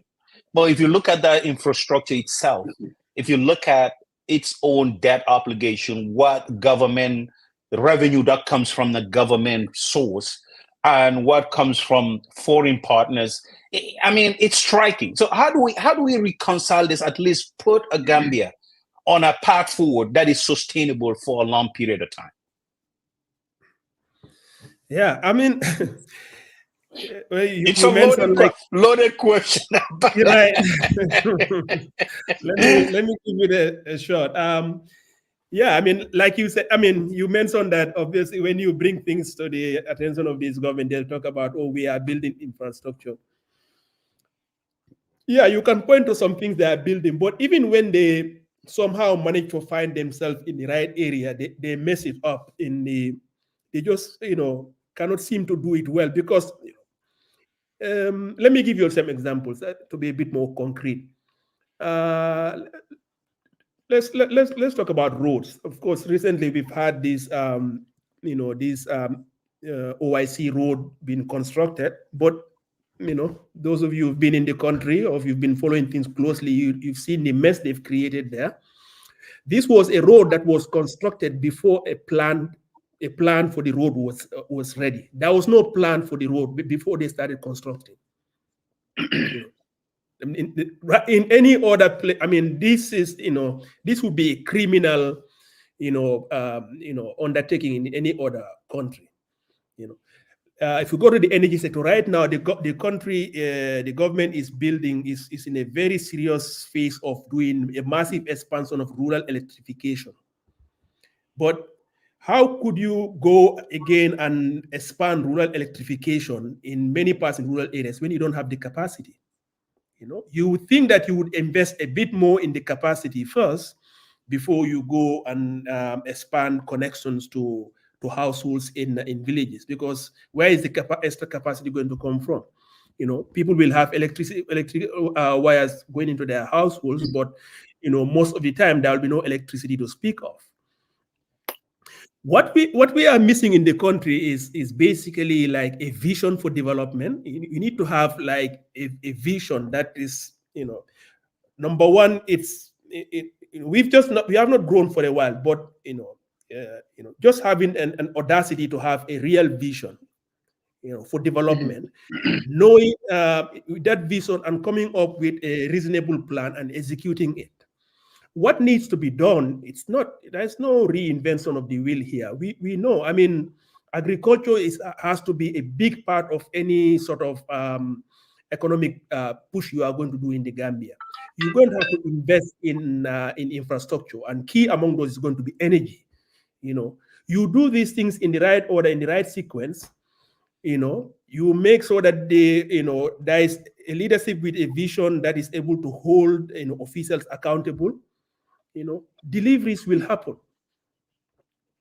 So I mean, we can go into, obviously it will take the whole day if we want to go into sector by sector. You can obviously go into sector by sector and talk about what's wrong and their tweakings of policies and strategies on whatnot.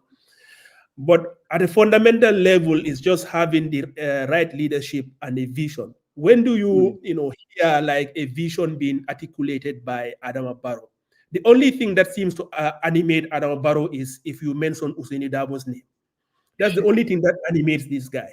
He doesn't think about Gambia's problem or development challenges or development trajectories or development goals to achieve. And that doesn't animate him. For him, it's just a two-man fight. So this is one of our, and with this leadership failure in place, going back to our earlier point, it doesn't matter who you bring here as minister. Yeah. Definitely. Thank you, Dr. Gajigo. Go ahead. Yeah, we have about Dr. Gajigo 15 minutes. Like I said, it's almost 2:45 a.m. where you at. But we definitely want to. We definitely want to. I wanted to have your take on.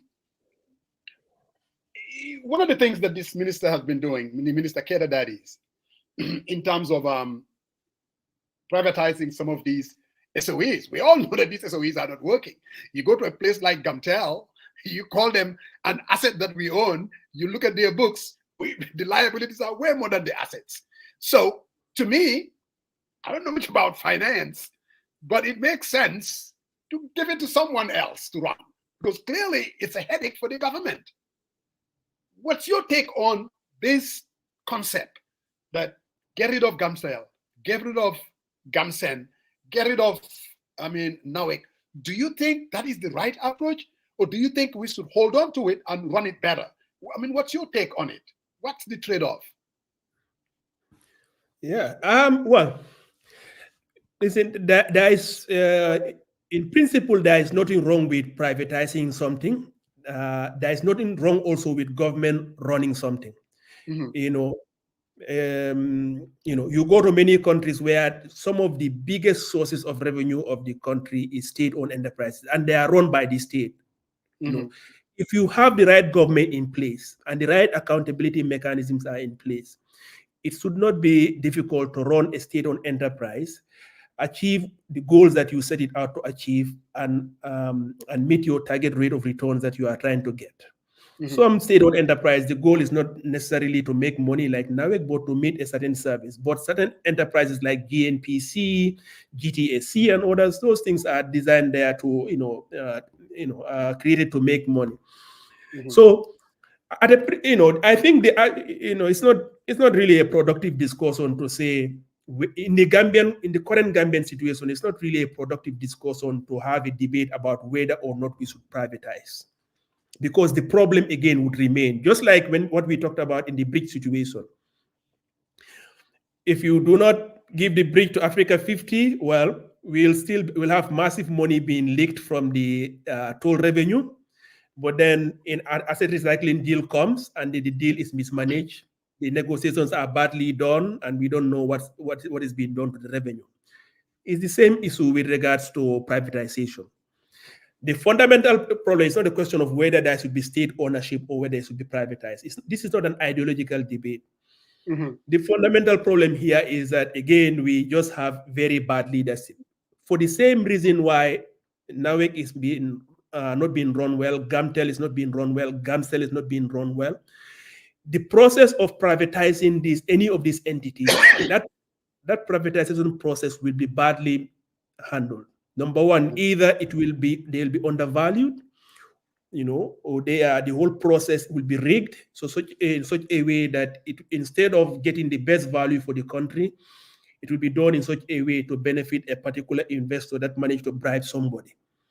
So we need to ask ourselves why we want to privatize or not. So for me, the point I would like to stress is the Gamtel is not being run very well. Gamsel is not being run very well. But the reason why it's not being run very well is not because it's been run by the state, as opposed to by a private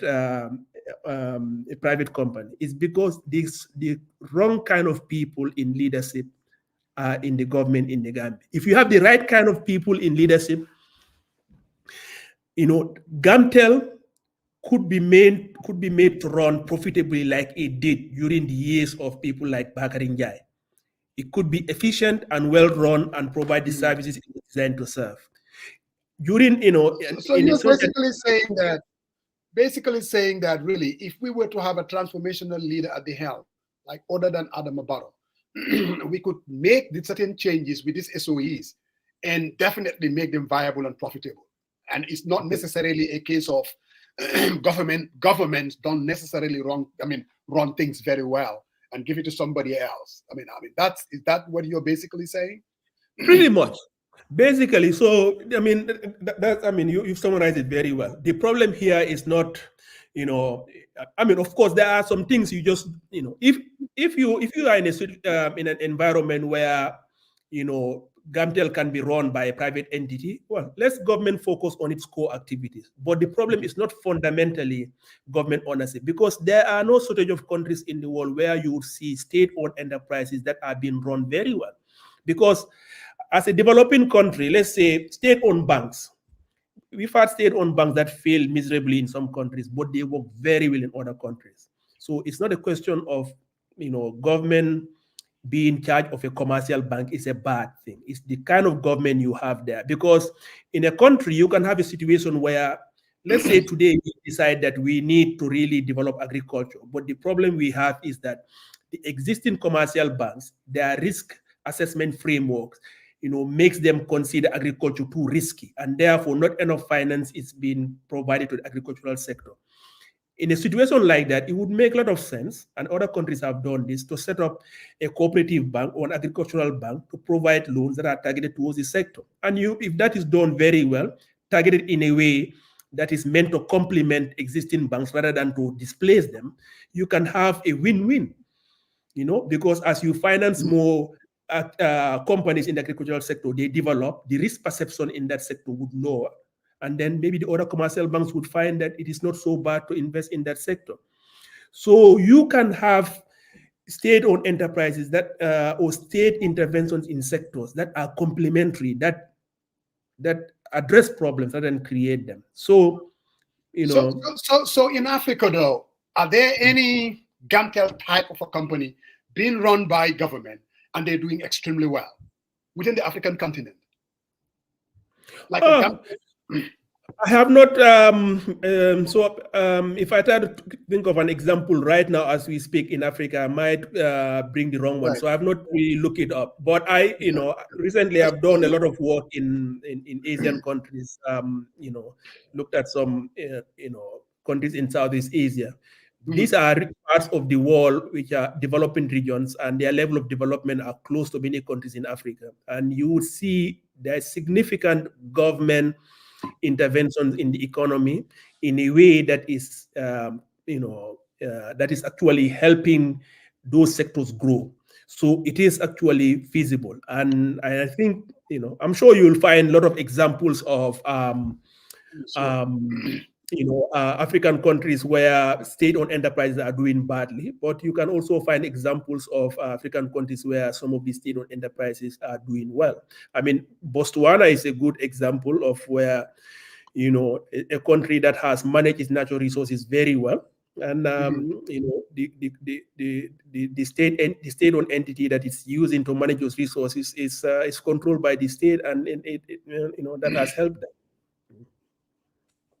So basically, Dr. Gajigo, it was a heck of a conversation, but like I said, Musa, before you give him a closing, I just wanted to add that comment though. You referenced Gamtel, but let's not forget that, during PPP region, during Dr. Gajigo, these state-owned enterprises were performing very well. I mean, what are we doing differently than we were doing things that work in the past?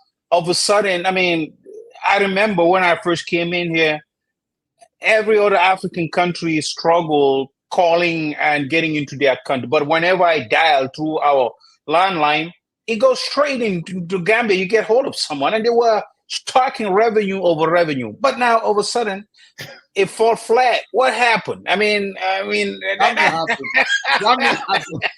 Yeah, that happened.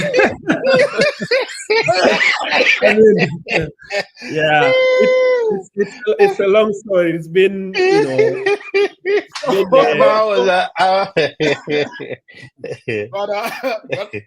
I have to read this text.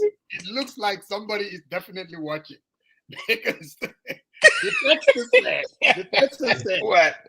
Actually, there was a financial model that formed the basis of the valuation. So whatever Dr. Gajigo is saying, he said it's incorrect. I don't know who is this text now. Let him come in the open. Let him not text you. Let him come over here, and the viewers will be the judges. That is why I said you have to have both sides come here. Okay, so that we would be able to. And Nyanja is on the line too. He says poor corporate governance. That's what Nyanja is saying. He's an economist too, so he must be agreeing with Dr. Gajigo for some reason. I'm sure he is. When a poor corporate governance. If I may, that text is most likely coming from somebody in government. But if you think about that, that text is very damning. Actually, they think that helps their cause. But think about it. What did he say? Repeat the text again. I will tell you what is damning about it. He said there was a financial model that formed the basis of this valuation, and that it wasn't something to that effect. So let me tell. As somebody, I work a lot with financial model. Creating a financial model, how does that tell you the valuation of an asset? That financial model is built on parameters that you put in there, and the basis of that parameter is going to be like the traffic flows, which will determine the toll revenue. The fact that that individual who sent that text, thinks that just by mentioning something like financial model and stopping that, the fact that he or she believes that is a that's a valid argument just shows the caliber, the poor caliber that we have at some of these government, because that should not be an argument. A financial model by itself is meaningless, because it's just like it's a model you design. What determines the value of the financial model or the accuracy of it is based on the parameters that you put in the financial model. The fact that he or she didn't say anything about the parameters that are in there, but just the mere mention, just tells you these are people who are, they think that if they just put some big word out there, they will just intimidate somebody who doesn't know, and the rest will just keep. Somebody like Pasamba, that's why he just dialed in. But oh man, I tell you what. So, Dr. Gajigo, before you go, we obviously need to hear from our guy, the activist. He couldn't make it to today's. He was at the, like he always said, at the, how do you call it, at the factory? The plantation. He was at the plantation. Yeah, well, Dr. Gajigo, I am glad that you could make it to For the People, by the People. I've been a keen follower of your writings and your arguments and all that. And I don't have much of a question because I've been in and out, so I could not hear much of what you're saying. But I just want to ask you this question that Musajan normally would ask people, and I know he has forgotten to ask you that. I've heard a lot about we need transformational leadership. And what I've seen in the Gambia, with everybody that is being touted, what we have are transactional people who are not ready. They will talk the big talk until you give them the job to do, and they become very, very transactional. In light of that, you are now pretty much always based in the Gambia. And there have been rumors that you have your heart set at maybe possibly running for the presidency. Is that something that you're looking at in the short term, long term, immediacy? Will we ever see a Gajigo deciding, you know what, I have the ideas, I believe I can perform better than all these people that I am running for the presidency?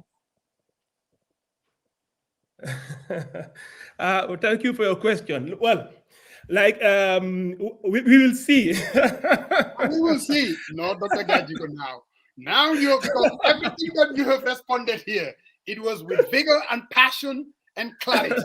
Now here I saw you move a little bit, jiggle a little bit, and then we will see. No. You can do. Well, Musa, that answers the question. That is, you know. But Mr. Gajigo, my final question to you. We've had the government claim that the IMF, as we speak, there is a spring meeting here in Washington, D.C., just a stone away from me, the nation's capital. And it will be a spring meeting. The World Bank would come out maybe and talk about that our economy will grow by 5% and all that. What is your honest and evaluation of our economy vis-a-vis what the World Bank is saying? Because they're telling us we are growing and we'll be growing by 5% in spite of all the inflation and all that. The poverty in the Gambia is there. Everything is going. What do you think? What's your projection, honest projection of our economy? Where are we now? And where do you see us in the future with the current policies that are being implemented by this government? I know you've been going in and out. He did answer that. So, but just go ahead and Okay, then forget it. Then forget it. You don't have to answer. I think you deserve at least a summary answer. No. I'll go and listen. Okay. That's fine. So No, Dr. Gajigo, But has he answered anything about how effectively we can fight corruption in the country? no. Today it was more of the state of the economy. Well, you cannot talk about the economy. About corruption, and he did say a little bit about corruption, mismanagement of funds, and things like that. Yeah, but specifically, not really. It's endemic, so. No, corruption is both a cause and an effect. I mean, as anyone will tell you right now, I mean, the current in the current Gambian situation, it's like a free for all. You know, anybody seems to be, emboldened to do anything they want. So in many ways, under Barrow, corruption is actually is a symptom of a much more deeper problem, which is leadership failure. So but obviously when assets and limited resources are being mismanaged, obviously less is available to invest in high return activities. So corruption in the Gambia is both a cause and an effect. But I think given the what we've discussed here earlier today, the bigger problem is that it is really corruption is more of a symptom in the Gambia. We just have a failure of leadership, and that failure of leadership, that lack of visionary leadership, is really what is causing this manifestation of corruptions we are seeing. Yeah. Well, thank you. Thank you very much. And like I said, you've already committed to come to this platform, which hopefully will get hold of the minister, Sidi Keta, and so that we can get into this asset recycling. I mean, all of us will be informed. I think the country needs it. Don't you think, Brother Marong? I mean, yes. Like that. So we are definitely looking forward to it. But I tell you what, Dr. Gajigo's pants are sharp as hell, man. And when you're coming out there, you gotta come more than just the models built in, right? I remember when Sidi Keta was here and you were like nodding all over the place. Saying, Yes, he sold me something, but I think hearing from a perspective, especially the study, I think it carries more weight. Thinking about the net present value, doing an economy, study of the lifetime of that bridge. I mean, if you think about just like 60 million, if you multiply that for 15 years, you're talking about 900 million. When you sell that, very careful with that multiplication. $900 million in 15, 20 years. Look I get that. I get that. But this is a capital. It is a capital investment. No. Hold on. It's a capital investment. It's a capital investment. If you put all the controls in place.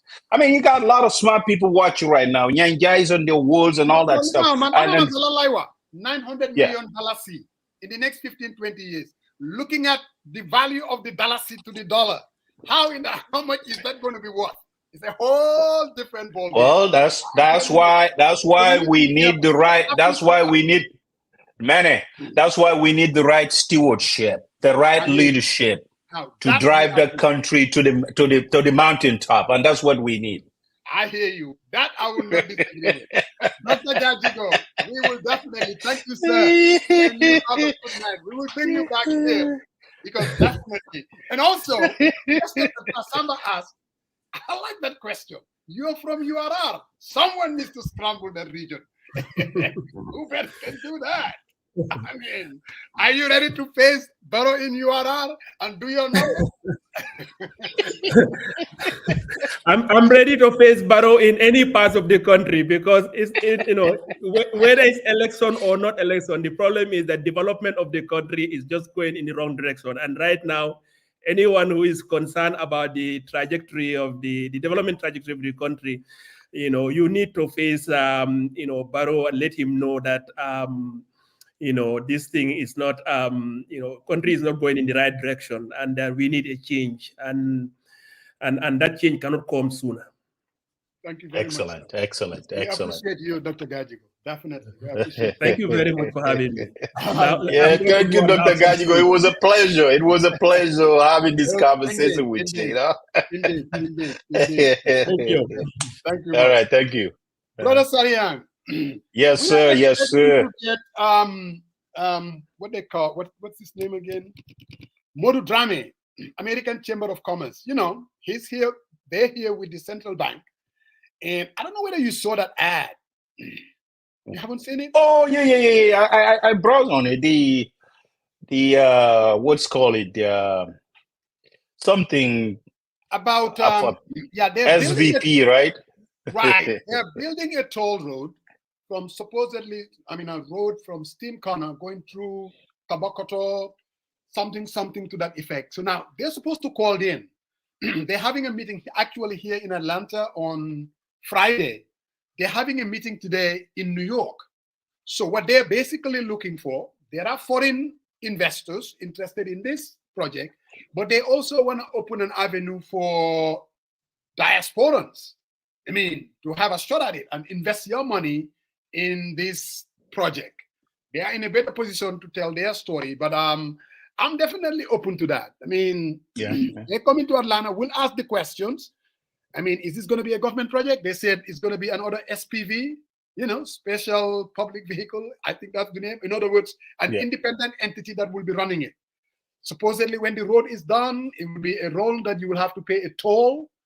And investing in it, you're going to have dividends and you're going to own shares on that project. But let me get hold of Modrame. I understand that the deputy governor of the central bank would have called in to kind of talk about it a little bit. But for the meantime, like we said the other time, we need somebody to fund us.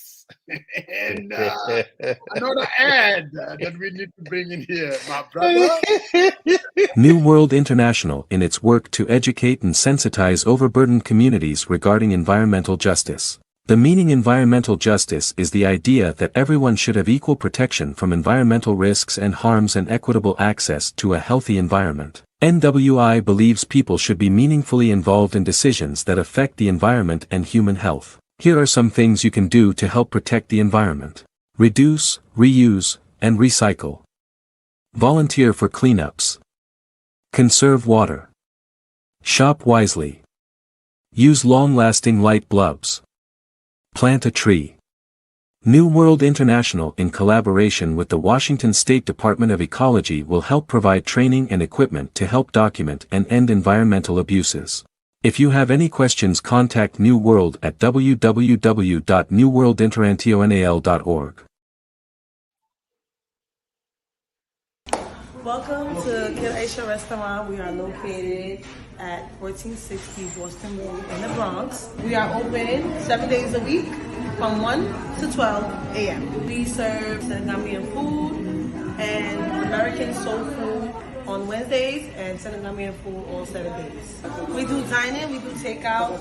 We serve Chevy Yapa, we do Mafe, we do Plasta, we do Ebe every other day. We have Yasa Ganat with rice, Super Kanja with white rice and fufu. We serve a lot of delicious foods. For dinner, we do dibi, chicken dibi, penta, whole chicken.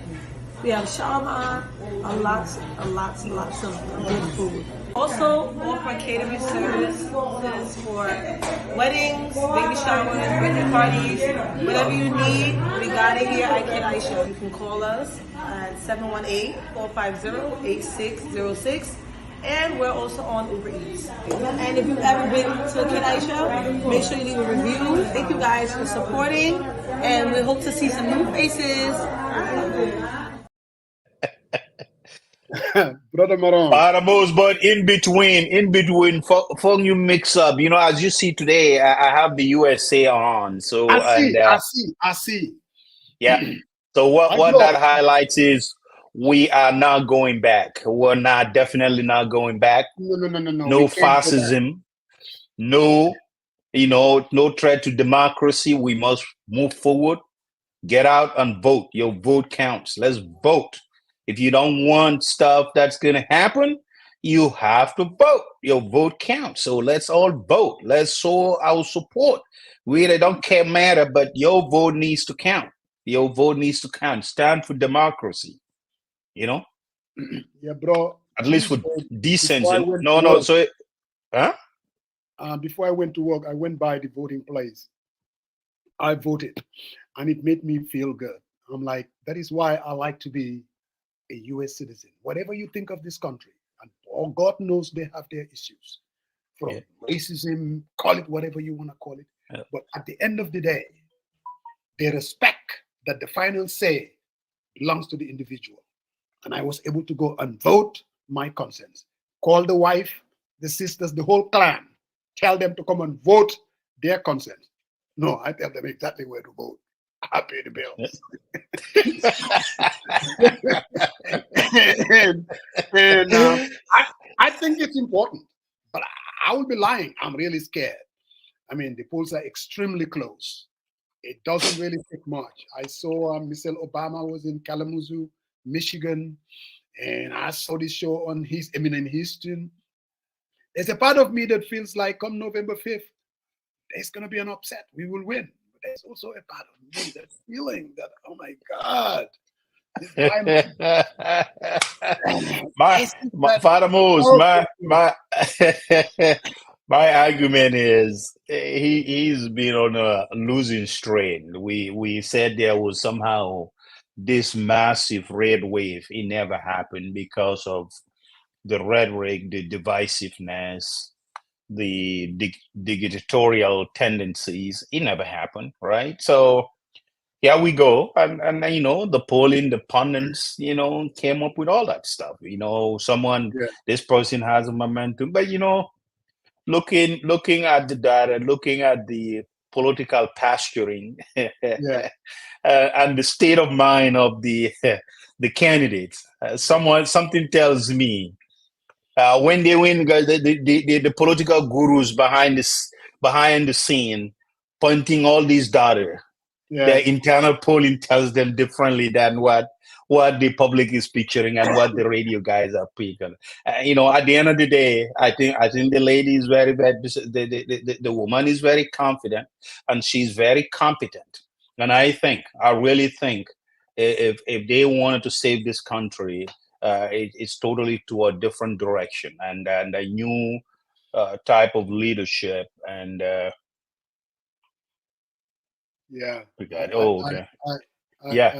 I agree. Yeah, and I pray, Father Moses, at the end of the day, I mean, November 6th to 7th, whatever day we wake up, I definitely want to see the bridge, someone who's going to tell everyone, despite you vote against me, I didn't earn your vote, but I am your president. I will be your voice and I will stand for you. Oh, that now, man someone is capable of saying that. No, that's what I'm trying to say, and that's why people need to be careful, and and when you go out there, think about it. Are we gonna be much divided? And am I gonna go out there on the street? Someone call me the N-word, right? And think that where you came from and all that. Not that. Don't understand that this country was built on folks who came in, put their blood and treasure into work to put this where it needs to be. So I think that conversation is ongoing and people need to reflect on it. But at the end of the day, I think when everything is settled down, I think the sister is gonna be on the top, and I wish her the best. Like I'm very today I watch Dylan O'Malley. they were just poking out on every what's called it. They're trying to agitate her and provoke her in conversation, but she hold her own steady, and she went on the record that what upset me is from McConnell, basically calling her out that why would you call Trump a fascist? I'm like, is this guy for real? Listening to Trump and what he has been saying exactly for the past year, and you have the guts or the audacity to be telling this lady calling Trump a fascist, who is in fact a fascist? Are you really serious? But it's not her. She is repeating what the four-star Marine general, who is also a chief of staff, said.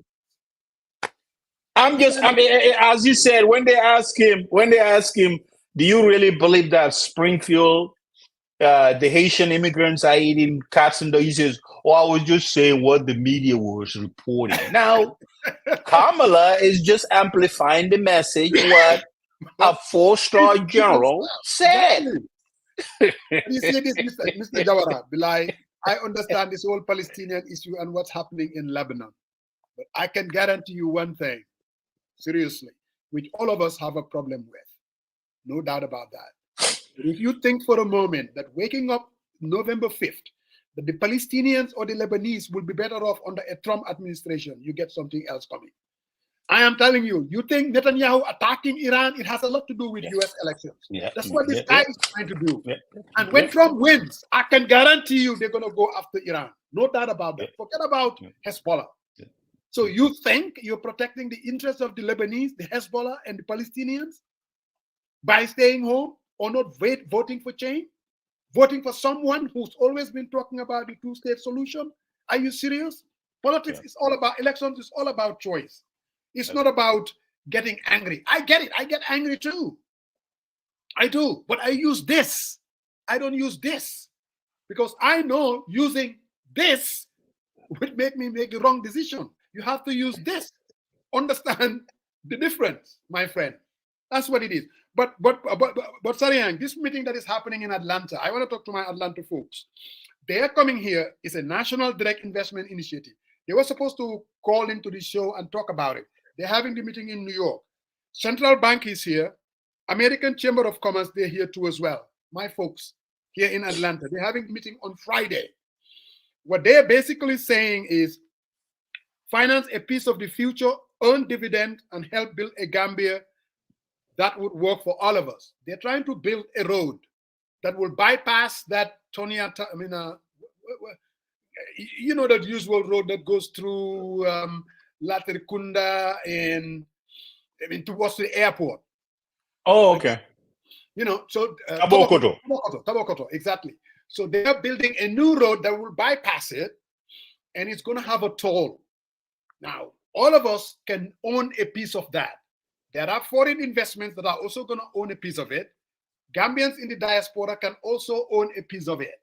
We're having the meeting here in Atlanta on Friday at Savannah Event Hall, of course, the usual place. And the governor is going to be there. American Chamber of Commerce is going to be there. You come, ask the questions for yourself, get the clarification, see whether is it really worth it for me. What kind of an investment are we talking about? Can I invest $5,000 and own $5,000 of that piece of road? I think is a good question to ask. And now, we all talk about making a difference in our country. We cannot be spectators. I mean, there are instances, we call them out for corruption. We call them out that we want a change of leadership come 2026. We also want to do, instead of staying on the periphery, to come and own a piece of the Gambia that instead of just leaving it to this so-called foreign direct investment. So my Atlanta folks, call me if you want to get details. The only details that I have is the flyer that we're going to put on social media. The meeting starts at 8 p.m. Friday night.